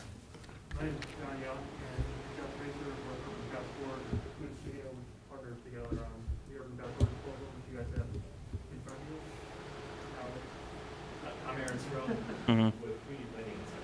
Okay. Gentlemen, gentlemen, over here. Because of the mask and you're not in front of a microphone, could I please have your names again? John Young, Okay. Jeff Racer. Jeff Racer. And you're with which group? Fast Forward. Okay, thank you. Oh, I see a business card coming my way. And you, sir? Aaron Sorrell, I am Community Planning Insights. Do we have a business card for him? I can't spell that last name. have his contact information. Okay. Thank you. Look, this is beautiful. Thank you. Thank you so much. We'll sit over here, so So, gentlemen, I would like to say if you are going to speak, it's better if you go to the lectern in front of the microphone so that the folks outside of this building can hear you. Mr. President, Ms. Anderson? for the benefit of all, would you gentlemen mind each giving us your little spiel of why we should pick you? Would that help? Can I get some head nods if that'll help? Okay. Specifically for you, Mr. Miller Novak. I mean, I didn't envision an arm wrestling contest, but we could go that route too. Can we also set a 5-minute time limit to that? Yeah, I was Okay, gonna say, perfect. like, give me, if you don't mind, 5 minutes. I just wanna see how you would describe your own, your own company and service. So it doesn't matter who goes first. I mean, Okay. okay. Yes, so we have already done the second reading for theirs. Okay. Okay, awesome. Can you guys hear me okay, or? Yep. Yes. So my name is John Young with Urban Fast Forward. We're a commercial real estate, urban planning, and community engagement firm based out of Cincinnati, Ohio. And our approach to planning is we work with communities far and wide, to develop community visions based on their existing assets, their aspirations, and other data and engagement sets. We have worked extensively in the Cincinnati area. We did a neighborhood and community plan for Mount Healthy to the north, College Hill retail corridor plan to the south. I just finished up a zoning code with Mount Healthy a couple months ago. And we also work in other areas of the region, such as Lawrenceburg, Indiana, Middletown, Ohio, Springfield, up between Dayton and Columbus. We work to find the unique aspirations and details of a community and work to kind of develop a strategy for moving communities forward from day one. So our planning approach is very strategic. We focus on implementation. We believe that no plan should sit on a shelf. So we work very hard to create guiding documents and strategies that will help communities like North College Hill work on improving the community from day one. Our team is myself. I'm an urban planner of 15 years of experience. I used to work for municipal government, Bellevue, Kentucky, and Yellow Springs, Ohio. Kathleen Norris, who you might have met in our first council meeting last month, who is our real estate and retail and branding guru. And then to my left is Jeff Racer. Hello, my name is Jeff Racer, and I hope that was just 2.5 minutes. I do have my own company, Cincinnati Urban Design and Architecture Studio, CUDA Studio, but I've known John since he was young, and I was a little less old. John and I first worked together back when he was working for the city of Bellevue in Kentucky, and we did a form-based code together. And then I worked with Urban Fast Forward a number of times. In fact, we were on a Zoom call earlier today for a couple of hours with Springfield, Ohio, and that's their mask right there. That's the website that we've created with some to get community engagement for Springfield. So we're very, very familiar working with each other. This is not our first rodeo working together. So as John said, we do community plans a great deal, and we believe comprehensive plans should be aspirational, but very, very practical, very pragmatic. And we are constantly amazed by what we can tease out from the community, because we love that part of it, because there are great ideas and kernels of great ideas in every community. So that's why we developed the plan of attack that we've got, which is very community intensive with the 3 workshops. And so we look forward to getting to know your community better than we already do. And look, we'd be happy to answer any questions on our proposal for you. One additional comment, a member of our team is not present, is Allison Goebel with Greater Ohio Policy Center, who is in charge of the housing component part of our planning scope here. And we have worked with her before on Springfield, where she's doing a similar study, and they have a lot of resources at the state level to help kind of facilitate the housing needs assessment for affordability and other things that North College Hill has outlined in their scope. If that will take any questions. I just want to comment that you left time on the table. Well done. You did not get the buzzer. He didn't mean to. You guys about trees. Mr. President, Ms. Zorb. I feel like I got confused somewhere in the synopsis version. So, all of the members of this team do not all work for Urban Fast Forward? Like, Correct, you all, yes. So, it's so Urban you Fast all, Forward. you're all separate entities and you come together to put together this plan? Yes. Yeah. We have different areas of expertise, like, I focus on city government. And I zoning understand that part. I just, it's all right. That's all I have. Thank you. anyone else? I think there'll be time on the table. Mr. President, Ms. Underwood. I have a question. So one of the things that we, as a community, want to address is the high number of, or we want to encourage home ownership. Is that something that you can help us address? Like, we want to have less rental properties and more homeowners. Definitely. Yes, and there are a myriad of ways to attack that problem, and some of it has to be block by block. You have a certain, your housing stock here is relatively good, some of it's aged, and I have a feeling that you have a lot of people who are aging in place, and just need gutters put back on the house and front porches repaired. So there's one level of program to keep homeowners that you currently have in owning their homes, so that's step one. But also, we know can help you develop programs or take advantage of other people's programs that offer down payment assistance, that make credit counseling, that get people who are who want to live in their own home. Then there's the new construction, which there is an opportunity, I believe, for North College Hill to build new homes. So what new homes get built? There are big ones, which don't tend to be affordable for very many people. And then there's a whole array of small ones, which can be affordable, and even condominiums. So there's an array of solutions, all the way from keeping people who already are living here, to getting people who are maybe renting here to own here, and even people who are new to North College Hill to own houses here. There's not one size fits all, not one solution. It's a myriad of things, and we have to look at all of them to see what's right for North College Hill. Thank you. All right, thank you, gentlemen. Appreciate your time. It's brutal.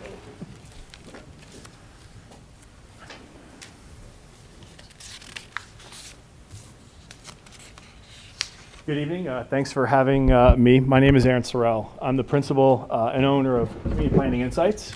I've been in the planning business for about 22 years. I've owned this firm for 4. Prior to that, I've been on the municipal government side, both in the planning and largely in the housing and community development side, managing federal programs, homeownership programs, new construction, both on affordable and market rate housing. Our team is comprised of Moody Nolan Architects, one of the largest African-American owned firms in the country. They've done work here with North College Hill. Lord Aiken Sargent, a landscape architecture and architecture firm out of Louisville. And then also LJB, which is largely a traffic engineering firm, an environmental engineering firm up here where I'm from in Dayton, Ohio. We brought them on board because of their relationship with ODOT and the state routes running through North College Hill, and making sure that any of the implementation plans that we put together are aligned with ODOT's, I wouldn't say slow, but deliberate way of approaching projects.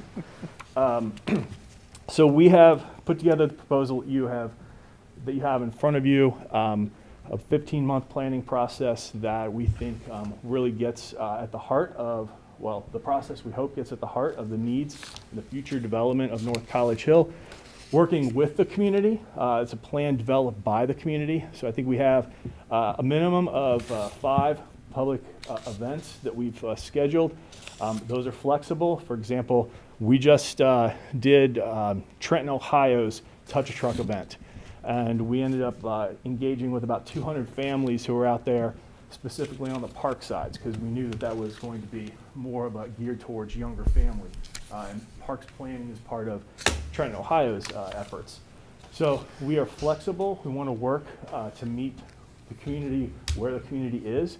So that's not just putting together events that we host, but also and really going to those events that you are already have established in the community, so that we can get the best and greatest public participation that we can. And in the era of COVID, we need to be flexible in our approach. So while we've laid out a 15-month process that is divided into 5 tasks, we're not set in stone to that. We can be amenable and flexible as this pandemic and as the community needs ebb and flow over that time period. So I'm here to really just answer any questions you have based on our proposal. Mr. President. So I do want to let the record show that he actually left more time on the table, but there's only one of him, so. Yeah. Ms. Underwood. Same question that I asked the other company. So one of our concerns here in North College Hill is home ownership. Correct. What can you do to help us to address just encourage, getting more people to own homes, less renters? Not that renters are bad. We like renters. I'm a renter. But we want people to be vested in our community. So what can you do to help us with that goal? So I have done a number of housing studies, largely working in Nebraska. When I was working in local government, homeownership was always the forefront of a lot of our plans. As far as this project that we've put together, also, I don't really call them part of the team. They are on the team, but they're not laid out in here. But I work a lot with NCRC, which is a national organization that works with fair housing lending and banks, and brings communities and banking entities together to really focus on the Community Reinvestment Act, and then looking at fair lending practices in the community. So we always, whenever I'm working on a plan that has a housing component, I always bring them in to look at the lending landscape. What lenders are, I'll call them good lenders, which lenders could use a little bit more help. Are there, what's the home ownership rate and lending rate, denial rate versus based on demographics, and how can we fill those gaps? I think with North College Hill, there's 2 sides of the coin. One is the attraction. How do we attract more residents to buy here? But then also, I think that an issue that's going to be facing the community as the population ages, how do we maintain that ownership stock as ownership stock? Especially right now, the access to capital to turn into investment properties is really, really cheap. And that's an issue that we will need to address. And it'd be a number of ways, from marketing to working with realtors.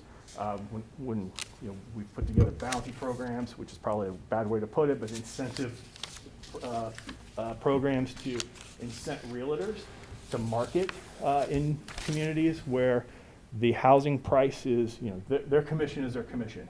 And the amount of time they spend is probably about the same on a $60,000 house as it is on a $300,000 house. But the commission difference is great. So how do we encourage them to be focused in the community? How do we market to young renters who maybe want to transition to homeownership and provide them the financial incentives. As part of working, so I'm on one of Greater Ohio's subcommittees. And one of the things that we did as part of their legislative agenda was change the state law to make the CRA, the Community Reinvestment Act, the local one, the Community Reinvestment Authority,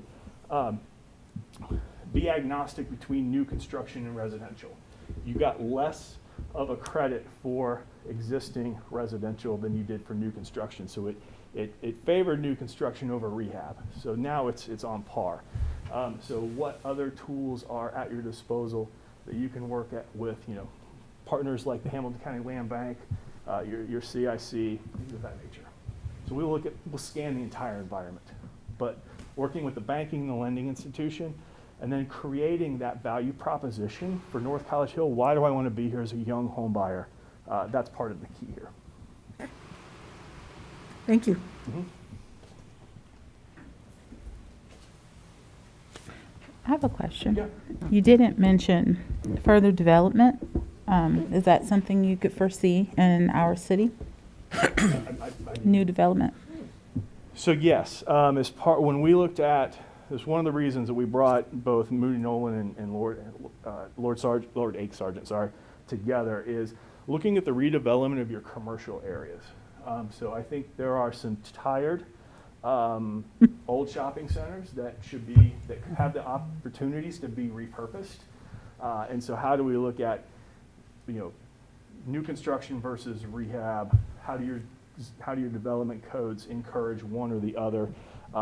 We also will look at, as part of your RFP, you had two distinct potential development sites, the old apartment complex behind the shopping center, and then the former elementary school that's been demolished. So we'll look at that as also for new construction. But infill housing, I think, is also an area to really look at. Scanning the city, there are individual vacant lots. How do we make that attractive and easy for somebody to build a new house, working with largely probably a nonprofit partner to bring that price point down to where it's affordable? Mr. President. Ms. Anderson? Sorry, you mentioned a former elementary school that is being demolished here. Which elementary school are you talking about? I think wasn't it a school that was already demolished? There's behind it is a baseball. Mr. President, they're referring to Becker. Okay. Yeah. I was like, not this one. We're in it. Okay. Okay. I have one more question. Yeah. Just in lieu of what you said. You talked about bringing down the price point, but we also projectively want to bring up some of the price point to bring some different dollars into our city. Yes. So both and? Yeah, so when we look at the housing study, we look at the entire spectrum of costs. And we'll look to see where the gaps are in the market.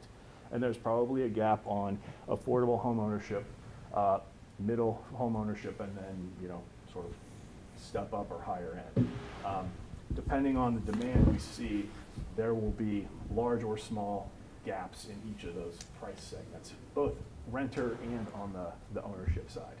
So when we would do our analysis, we would cut the study across both tenure and income strata. It is easier to build entry-level housing, at least to get financing for it, than there's a missing middle. So those home buyers who are 80% of AMI or below, it's relatively easy to build housing in that income range because there's funds available. It's that middle between 80 to 150, 200% of median income that's much more difficult to finance. So part of that is building those strategies. And it can be a combination of, patient loans that are issued by the city. It can be, land dominiums where an organization like the land bank still owns the property, but long-term leases, the structure, there's a lot of ways to sort of scale that fish. Mr. President, Mr. Miller-Novak? if it's okay, and I'd like to ask these gentlemen a follow-up question, if that's all right. I might bug you again, too. That's fine. Yeah, so Either Yes, one, please. yeah, or both, yeah, however you guys want to do it. No preference here. So, I mean, he was asked a little bit about economic development, if you can kind of give me, your thoughts, because I think I remember from your presentation that you had worked on in both College Hill, and so we're kind of like the meat, I guess, in that sandwich, so to speak, when it comes to Hamilton, right? And I do appreciate some of the things that have happened in College Hill. Seen the last few years a decent amount of new restaurants, of course, Brink Brewery, things like that pop up. So I'd like your thoughts a little bit on our economic development and what you would envision or see. So one of the things with the College Hill plan, for example, is that their prior planning efforts all concluded that their business district was too long. And I was when I worked on that plan, the first thing I said is you don't have a too long business district, you actually have 3 business districts. You have a north, a south, and a middle business district. And you need to start focusing on your middle business district. So one of the things that we look at holistically, looking at a place like North College here, where you have a very walkable urban center on Galbraith on the street, and then some shopping plazas surrounding on the north part of Hamilton Avenue, and then also on the southern part of Hamilton Avenue.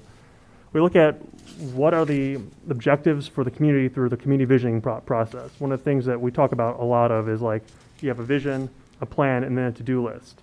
And so part of the plan and the to-do list is to take the vision that we get from community engagement and kind of figure out, here's what the community has said the kind of business district they want, the kind of businesses they want, the type of development they want in the future. How do we prepare the community? What areas do we focus on? What are the strategies that we can employ? Whether that's doing economic development tools like TIF districts or looking at unique development structures. We work a lot on the commercial real estate side with developers. For example, we're working in Blue Ash Summit Park to do some placemaking to help create business districts that are viable and resilient. I think resiliency is one of the things that I take as a core tenet of our economic development strategies, because we want to be able to not only bring new developments into North College Hill, we want to be able to facilitate small business growth and incubation, as well as creating a diverse, character-based community business district and economic development plan that really prepares and sets up North College Hill for the future. Do you have anything to add? Yeah, I was just going to add one thing. In addition to doing what John and Kathleen are really, really good at doing, which is cultivating a really, really good, nice pedestrian-friendly retail environment, there's a lot of economic development that happens in people's living rooms as well.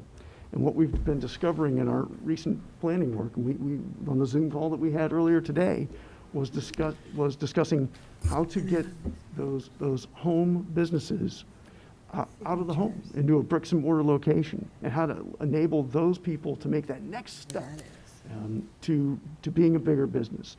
And so one of the initiatives that we're going to have in that plan, that city's plan, is a business incubator, where there's going to be a wood shop, there's going to be a culinary kitchen, and there's going to be an office component where people can get coached on how to create a business plan, how to have employees, and do all the things that you have to know to be a small business. Because what we found in that community is that there are people who have businesses going in their homes, and they just need that little bit of coaching. And these are, by and large, in this particular section of the city, are people who have not benefited from past generational wealth. So they have to be coached, they have to be given that stepping stool that they can ascend to greater economic independence. We might find that in North College Hill too. I would not be surprised a bit.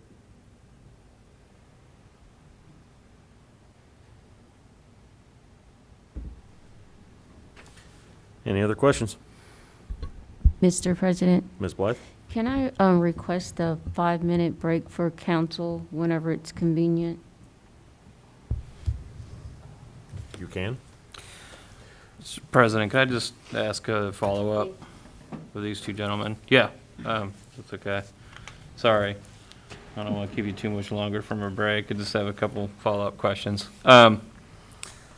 So So you kind of mentioned kind of like community involvement in terms of economic development, and I guess I'm just a little curious about the process of that because, you know, is it just like a wide survey? How does that happen? In the sense that, you know, I mean, again, I guess I'll just be kind of blunt about it. We kind of live in a society nowadays in the year 2021 where everybody's a doctor, an economic development specialist, an infectious disease specialist. They're also a climatologist and all that stuff. And everybody's got like an absurd amount of like intellectual narcissism, I think, in this day of age, you know.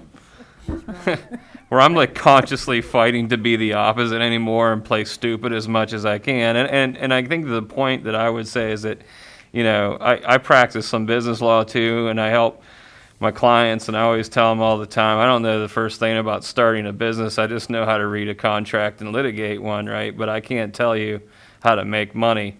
That's not what I do. I make money off of your failures to do your job, right? So, I mean, you know, essentially, that's kind of my question is, like, how do you get all this feedback, and how are you going to, like, pick? Because, I mean, obviously, I'm going to imagine where you hear some pretty kooky things at some point in time. You know, I know there's a lot of animosity in this city towards some of the beauty supply places and things like that, which I don't even get. To me, it's just like, some of them are pretty long-running businesses and things like that, and they sell products. It's like retail. It's better than empty I don't understand why people hate it, but people do hate it. For me, they pay their taxes. They have a business. They've been there for a while. They seem to be running a good business. What's wrong with that? You know, people got to get their beauty supplies somewhere, man. Nothing wrong with people coming to North College Hill look good.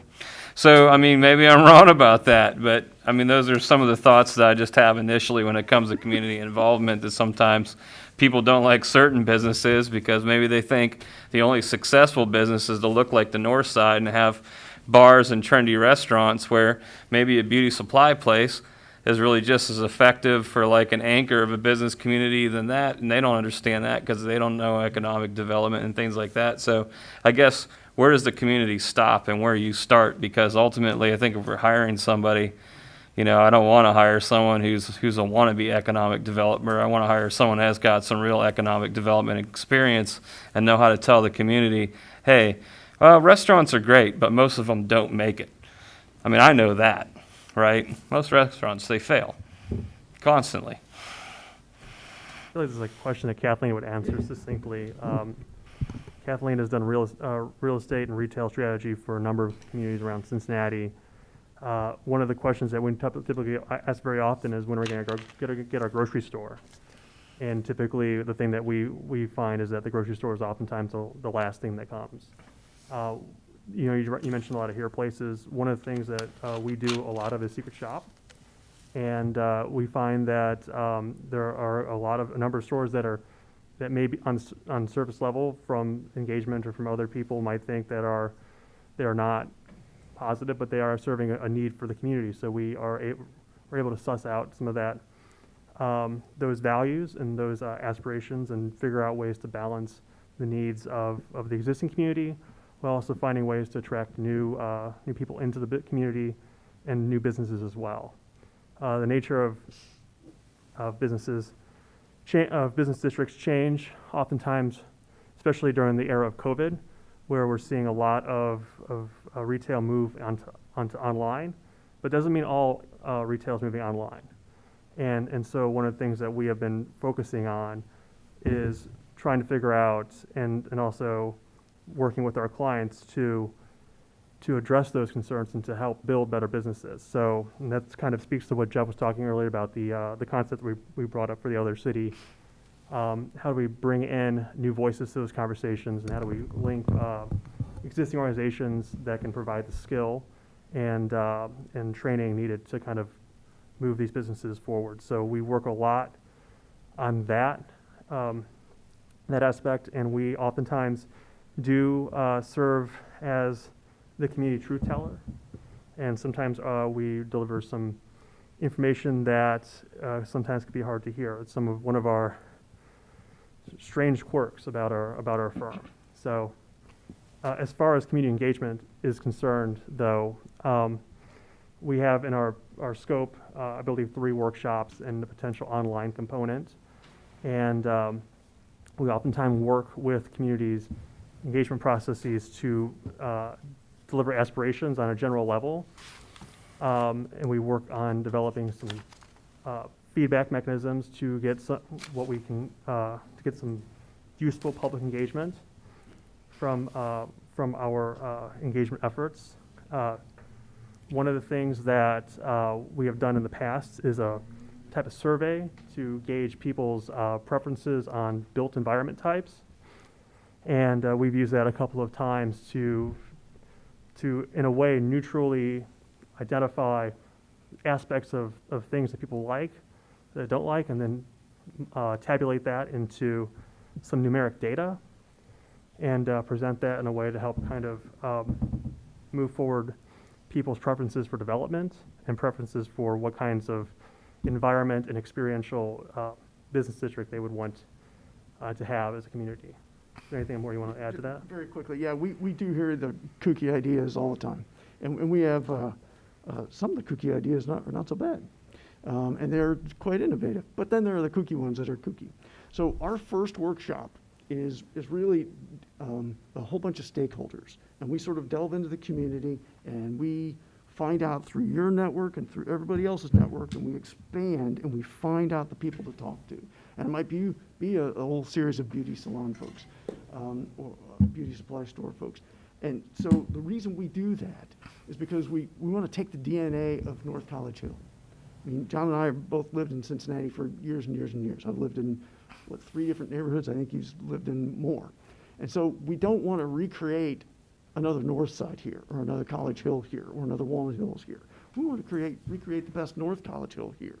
And that means we go in and talk to people who are here currently, and maybe people who used to be here might come back. And figure out what's the DNA of North College Hill, and figure out how to make the best North College version of North College Hill that there is. That's all. And what is that? Because, I mean, here's just kind of like a funny thing. I have a friend that told me if you want to hate your neighborhood, you should moderate your city's neighborhood Facebook page. Right? So, because, let's just face it, the most vocal people are always the most negative. And if you get on I mean, and it's not, I mean, I could pick on like our neighborhood page, but I've seen Milford's. I mean, you could have the best, most rich community in the world, and there'd still only be 10 people talking on the neighborhood page, and it'd be the most negative 10 people in that town. So I guess, my thought is, how do you communicate? How do you reach the people who are positive and excited? Because they don't get on the Facebook page because they just get massacred by the negative Nancys and the Donnie Downers, right? They just like blow everybody up. They're just negative. I mean, I've seen 10-hour-long threads about a loud bang down the street. You know what I mean? It's just kind of like, how do we get past those folks who just want to dwell on the negative and try to reach into the homes and the ideas of people who are a little bit more excited about the community and actually that can see the positive in it rather than just dwell on the negative. Right, which is why before we ever have a public workshop, we've already networked out and talked to all of those people who might not want sunshine on them too much. They're not comfortable speaking in a room of 100 people. That's why we go out and we find them through you and through the others in this neighborhood. Do you have any thoughts about that? I was going to ask if you had any, if you could answer those same questions. Yeah. Sure. So let me go in the order you asked. So the economic development side. So there is the community aspirations of what they want. There's also the economic realities of what can be supported. So part of the process is making sure that we understand, based in the data, what can be supported and how do we go from what is to what could be. And also thinking what is also regionally available, because you're not going to get 4 large super centers within a 3-mile area. There's just not enough households with that kind of income. Part of our team, the reason we have them is that they have a national footprint on on the economic development and retail side, so that they can test our assumptions and test our strategies to make sure that they're actually grounded in reality, so that we're not giving you a set of recommendations that aren't based on real economics. So while it's great to be aspirational, and we need to be uplifting and aspirational, we also need to have implementable strategies that can be done in the short, medium, and long term. Moving on the community engagement side, yes, everybody's neighborhood Facebook page is the same. It's the land of lost cats and drudgery, and going above and getting through that noise is our job of how we need to do that. And our approaches are probably very, very similar. It's making sure that we are reaching out to the people whose voices aren't being heard, that aren't being drowned out by the loudest person in the room, but they have something to say. So while we will do large community events, we will also do a lot of small one-on-one focus groups or individual interviews, and we'll do it by topic. We'll talk to those business owners about, why are you still here? What is it great? Why do you want to be here in North College Hill? What can make it better? What was your experience of getting permits? Is the building department a real pain to work with? What have you heard from your other businesses that have tried to open, in that vacant building, and why has it been here vacant for 10 years? What's holding it back? And it could be just something simple as just a process change internally, or it could be that out-of-town landlord is just completely unreasonable. So how do we get to that? And so we do it through a series of community groups, going to the churches, the senior center, the schools. I love going to having a class with the government students to talk about planning, and having them, let's talk about the future of North College Hill, because it's something they never talk about in high school. So getting through all of that entire demographics, the folks who want to be here, the folks who are here, the folks that are concerned or thinking about leaving, we want to hear all of the voices. But yes, knowing, and the other part of it is, you live here, I don't. You know the voice of the person who was aggrieved in 1982, and you still hear about it. So part of that is, us figuring out from you, all right, this is this individual's issue. Let's pivot to talk about this. Okay. All right. I know we've had some good questions here, but I do want to be respectful of Ms. Blythe's request a few minutes ago. So Ms. Blythe, would you like to make a motion to take a 5-minute recess? I'd like to make a motion to take a 5-minute recess, please. Mr. President, Mr. Miller-Novak? I'll second. All right, I have a motion for Ms. Blythe, second for Mr. Miller-Novak to take a 5-minute recess. Please call the roll. Ms. Dukes Dean? Yes. Ms. Blythe? Yes. Ms. Underwood? Yes. Mr. Miller-Novak? Yes. Ms. Zorb? Yes. Ms. Hartman? Yes. Ms. Anderson? Motion to recess passes 7-0. Okay, thank you. It is 8:53. We will resume at 8:58.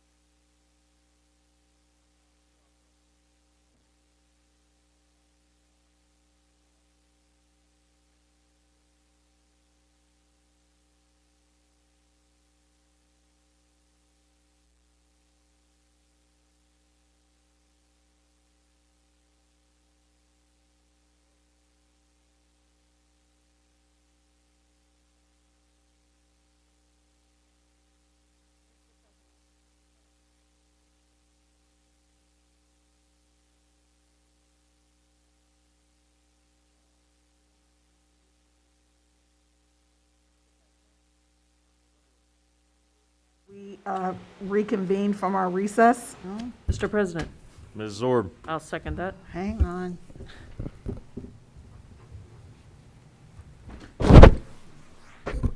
motion by Ms. Underwood, second from Ms. Zorb to reconvene our meeting.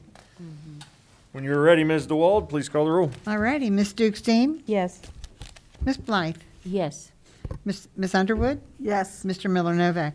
Yes. Ms. Zorb? Yes. Ms. Hartman? Yes. Ms. Anderson? Yes. Motion to resume passes 7-0. Thank you. Okay, so I will ask if there are any further questions for the gentleman from Urban Fast Forward or Community Insights, Community Planning Insights, sorry. I knew I was going to mess one of them up. Mr. President, I had I guess for both. When you, how do you reach out to the businesses for their input?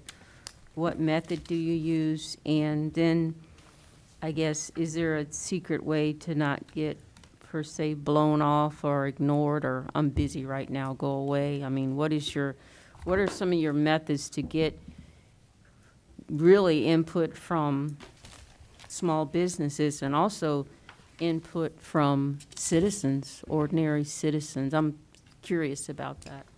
So with the businesses, If you could please go to the lectern again, I apologize. Out of the way, you got the microphone. yeah.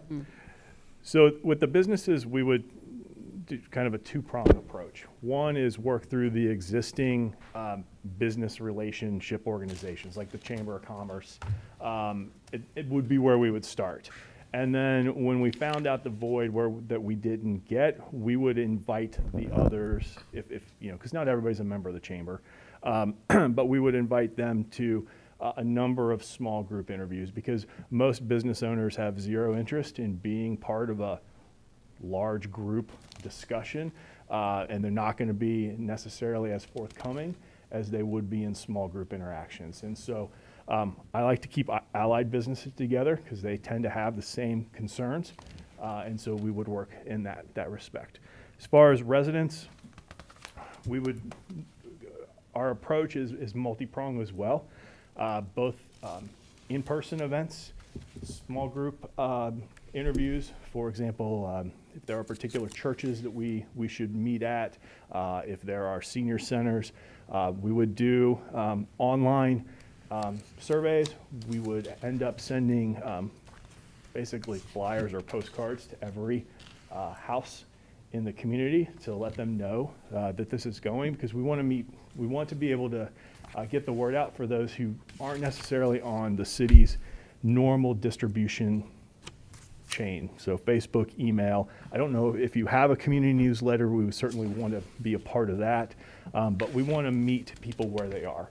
So where we can already join established groups, that's where we will be. And then we'll look to your leadership and guidance to figure out what holes that we're missing. One of the things that we like to do for our first kickoff meeting is we basically have a map of the city. We ask everybody where they live. And so we can see very graphically at the first meeting, all right, which areas of the community are we missing? And so, we can gauge early on, are our outreach efforts helping to get at all points within the community? Okay. And then we fill in and we weave through from there to make sure that we do engage as many people as we can. Okay. Thank you.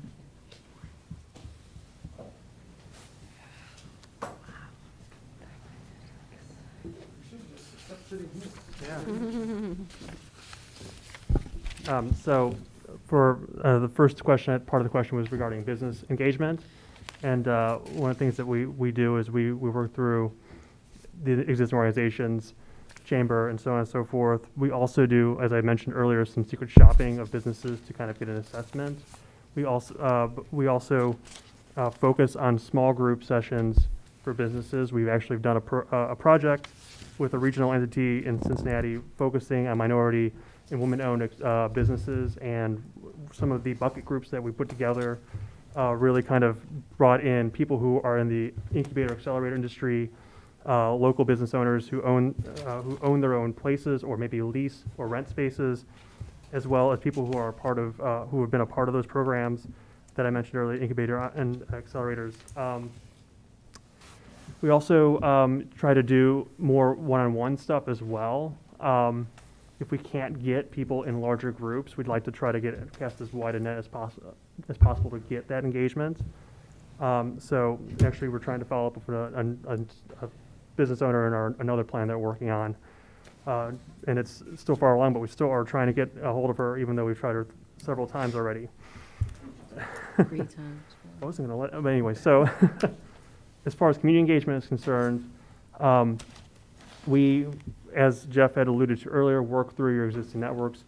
Part of our scope of work process is we're creating an advisory committee that will help kind of suss out and identify the community organizations, the neighborhood associations, and other groups that we need to engage. People who are like the long and two storyteller, been here forever, knows everything kind of group people, as well as people who are key in certain neighborhoods and certain sectors of the community. We oftentimes do our engagement in churches or other social agencies, schools, to be in the neighborhood. For our online engagement, that typically happens concurrent and after our initial engagement. We provide all of the material from our engagement sessions for online engagement. One of the things that we have actually done is we work with, we ask our engagement, our stakeholders in the community to identify parts of the community that are assets, that are things that are really great about the community. And we ask them to draw that on the map. We have a big map that we put on the table, and we give them a Sharpie and say, here's what we really like about this North Calashon. And this area is something we really value and cherish. We also ask them, what are some challenge areas? What are some problem areas physically in the community? Maybe there's a spot where there's too much speeding and you need to do something about controlling that. Or maybe there's another spot where there's litter, and we would kind of identify those areas. And then some other areas where there's a potential opportunity. So getting all of these different kind of perspectives to come together on the map while we're having a stakeholder community discussion about some of the aspirations. One thing I do want to mention grounds our engagement is data analysis that we do prior to our engagement. So we pull a lot of data, census data, and other Bureau of Labor Statistics data, real estate information provided from county auditor and other categories and companies' information to set the baseline. So we kind of go into engagement knowing what the data says, and we kind of suss out the community's aspirations from that. We know that data is not entirely definitive. You need to have a narrative and interpretation of that data in order to create change. And that's some of the things that we try to bring out of our community engagement. You want anything to add? Yeah, a couple different things to add. First of all, are familiarity and trust. If we cold call a business, we're going to get blown off 9 times out of 10. So that's why we always try to go through your networks, the community's networks. John mentioned the advisory committee. Part of the role of that advisory committee is to have people from the neighborhood, not just who live here and work here, but people who play here, pray here, and learn here, to have a good advisory committee that stretches throughout all the different groups in the city, so that we can use their contacts and get to them. The other thing is, and through that, we build trust with people. The other thing is, sometimes we do online engagement and we do data. Data is not destiny. Sometimes a low-tech approach helps. In addition to doing data, we walk every street. We walk every street. I can't tell you how many people I've met who I ended up seeing on the last workshop that we had when I met them before the first workshop on a sidewalk. And it was just simple dumb luck sometimes. Sometimes it's just being open and authentic, and you just listen to people and you let them know what they've got to say is of value. In one city we worked in, we had a hard time getting renters. We had one workshop and we only had one renter show up, and that's because the landlord made her.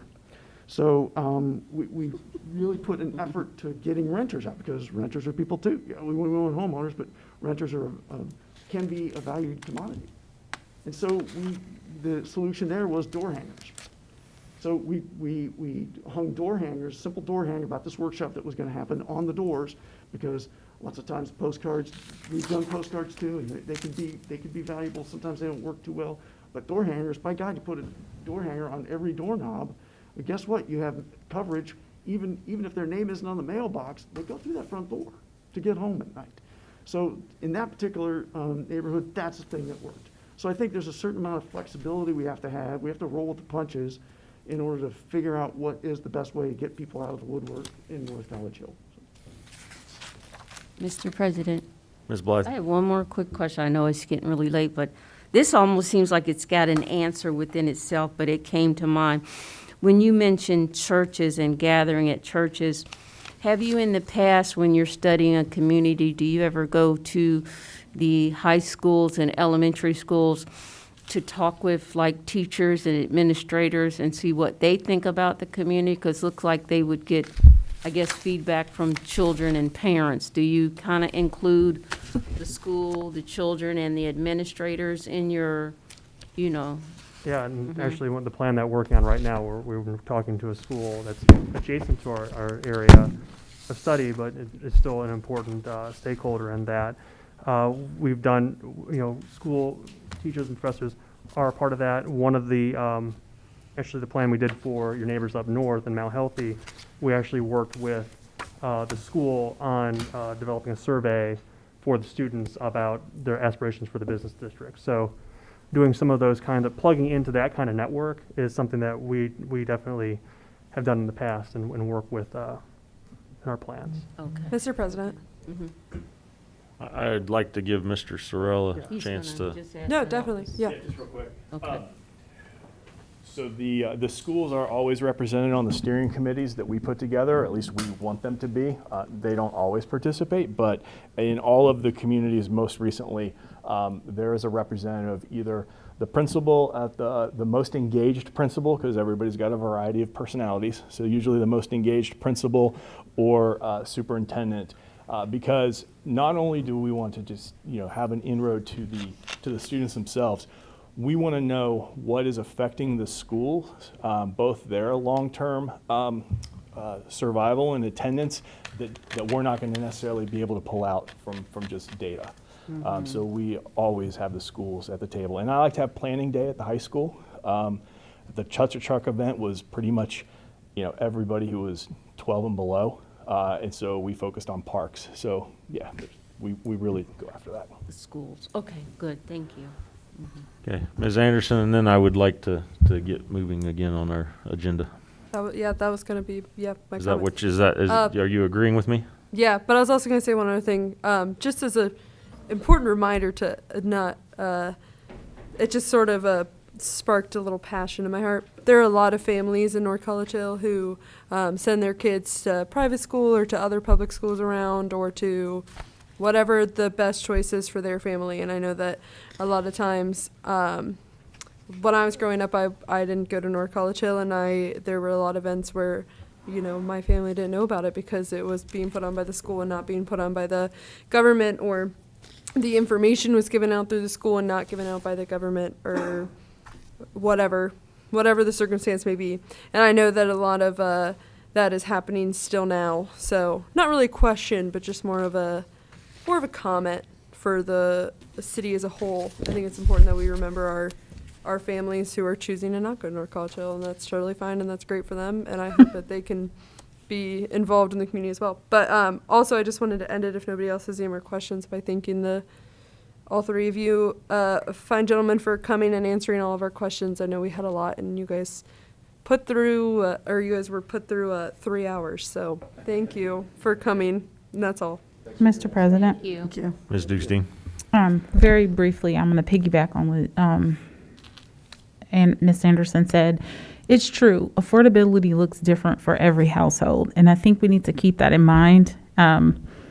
Targeting one group of homeowners, as we do want to increase and, focus on steering away from so many renters, but there's a combination of affordability. So sometimes that looks like this is the amount of home that I can afford. Sometimes it means I want my children to go to these schools. So in combination with that expense, in addition to home ownership, I'm going to put those two together. And these are the communities that I target. So I just wanted to kind of throw that piece out there because sometimes that's not always top of mind in terms of community development and our own, decision making and listening and hearing the feedback from both plans. All right. Well, would like to thank you for your time tonight and coming out and again answering questions. So with that, we will go to the next piece of legislation on the agenda. Ms. DeWald. We have a second reading on Resolution 25. No, I meant 24. Yeah. Yep, there you go. A resolution to authorize the city manager to enter into a contract with Community Planning Insights for the purpose of facilitating and accomplishing an update to the City of North College Hills Comprehensive Land Use Plan.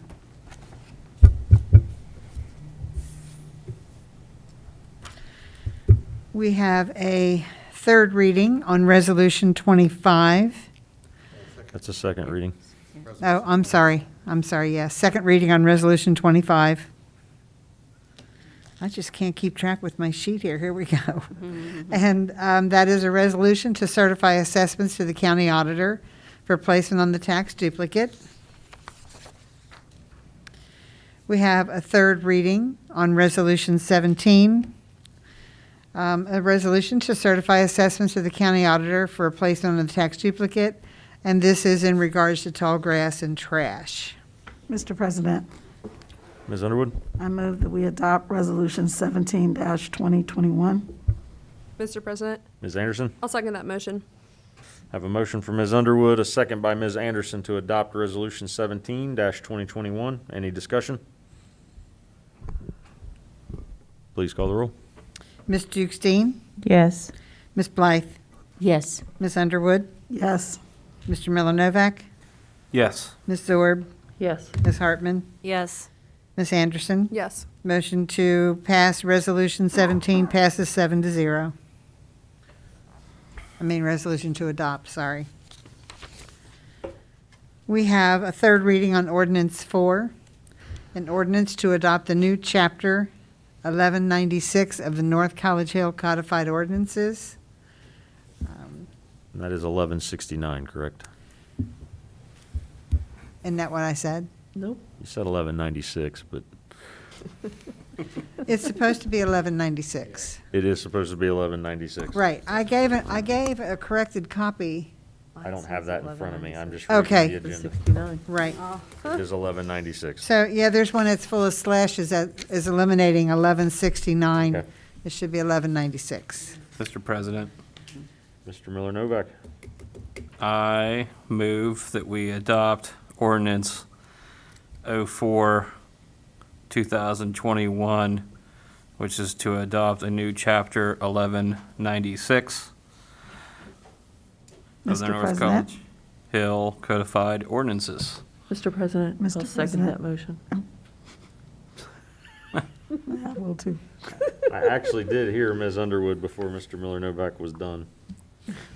So, Sorry. Well, Mary Jo just wants some Korean barbecue, so she hopped in there and seconded that motion. I don't see any reason to undo it. I was just say, we can do the arm wrestling thing like we said. All right, I'll so defer. Ms. Zorb, you are seconding it. I don't care that much, but yes. All right, motion from Mr. Miller Novak, second by Ms. Zorb to adopt ordinance 04-2021. Any discussion? Nope. Please call the roll. Ms. Jukestein? Yes. Ms. Blythe? Yes. Ms. Underwood? Yes. Mr. Miller Novak? Yes. Ms. Zorb? Yes. Ms. Hartman? Yes. Ms. Anderson? Yes. Motion to adopt passes 7-0. Okay, thank you. Next on the agenda is further remarks from the audience pertaining to legislation. Or none. But our audience has not changed, so we will move on to old business.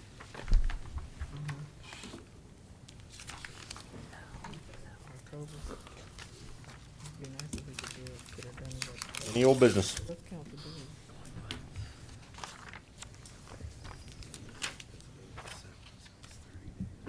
All right, I hear none. New business. Mr. President, Mr. Miller Novak. I have something. Thank you. I know it's late, so sorry, but I do need to do it. So currently, I'm the chair of the Finance Committee. I also sit on Public Safety as well as Rules and Public Policy. And I'm sorry, Erica, but I need to consolidate my life a little bit. So I'd like to step down from Rules and Public Policy and Public Safety and see if I can maybe join up with Community Development so I can kind of consolidate my committee evenings. This committee, it means nothing to me. It's a convenience thing. I'm so sorry. I'm just really busy with work and I got to kind of figure it out. So, be completely transparent here. So, and with the UPC, which we meet also on the second and fourth Tuesdays, I think this is the best move for me and my family. So I apologize. I did like serving on your committees. They're very well run. The meeting minutes are second to none in the world of committees, but Ms. Anderson will let me hang out with her at 6:30 p.m. I would be greatly appreciative. Can you give me one moment to find that in this? Okay, you're removing yourself from what committees? It would be Public Safety and Rules and Public Policy, and I think council technically has to vote to appoint me to Community Development. Okay, so then you'll be on Budget and Finance and Community and Development. Yeah, I will keep my Miss- chair position on finance and then just, Mr. President, Ms. Anderson. I hope I say this right. I move to add Mr. Matt Miller Novak to the City Community Development and Recreation Committee. Mr. President, I'll second that motion. Only if he's nice. Motion for Ms. Anderson, second by Ms. Zorb, to add Mr. Miller Novak to the, I can't remember. Community Development. City Community Development and Recreation Committee. Discussion? Please call the roll. So I was writing other notes, and so what were the motions again, please? The motion is to add, for lack of a better Oh, term. no, or that, appoint. I mean, who, Point I'm to- sorry, who made the Oh. motions? Anderson and Zorb. Thank you. I apologize. No, give me a moment. Thank you. Please Call the roll. Ms. Dukestein, Yes. Ms. Blythe, Yes. Ms. Underwood, Oh, no. Yes. Sorry, Erica. I'm so sorry. Yes, Yes. Mr. Miller Novak, yes. Ms. Zorb, Yes. Ms. Hartman, Yes. and Ms. Anderson. Yes. Motion passes 7-0. Any other new business? Mr. President, Ms. Anderson? I move to adjourn. Mr. President, Ms. Underwood? I second. Yes. She's ahead of it. Ms. Dukestein, Yes. Hold on. oh, one moment. Sorry. Motion to adjourn by Ms. Anderson, second by Ms. Underwood. Please call the roll. Ms. Dukestein, Yes. Ms. Blythe, Yes. Ms. Underwood, Yes. Mr. Miller Novak, Yes. Ms. Zorb, Yes. Ms. Hartman, Yes. Ms. Anderson. Yes. Motion to adjourn passes 7-0. Thank you, everyone. This meeting is adjourned. Thank you.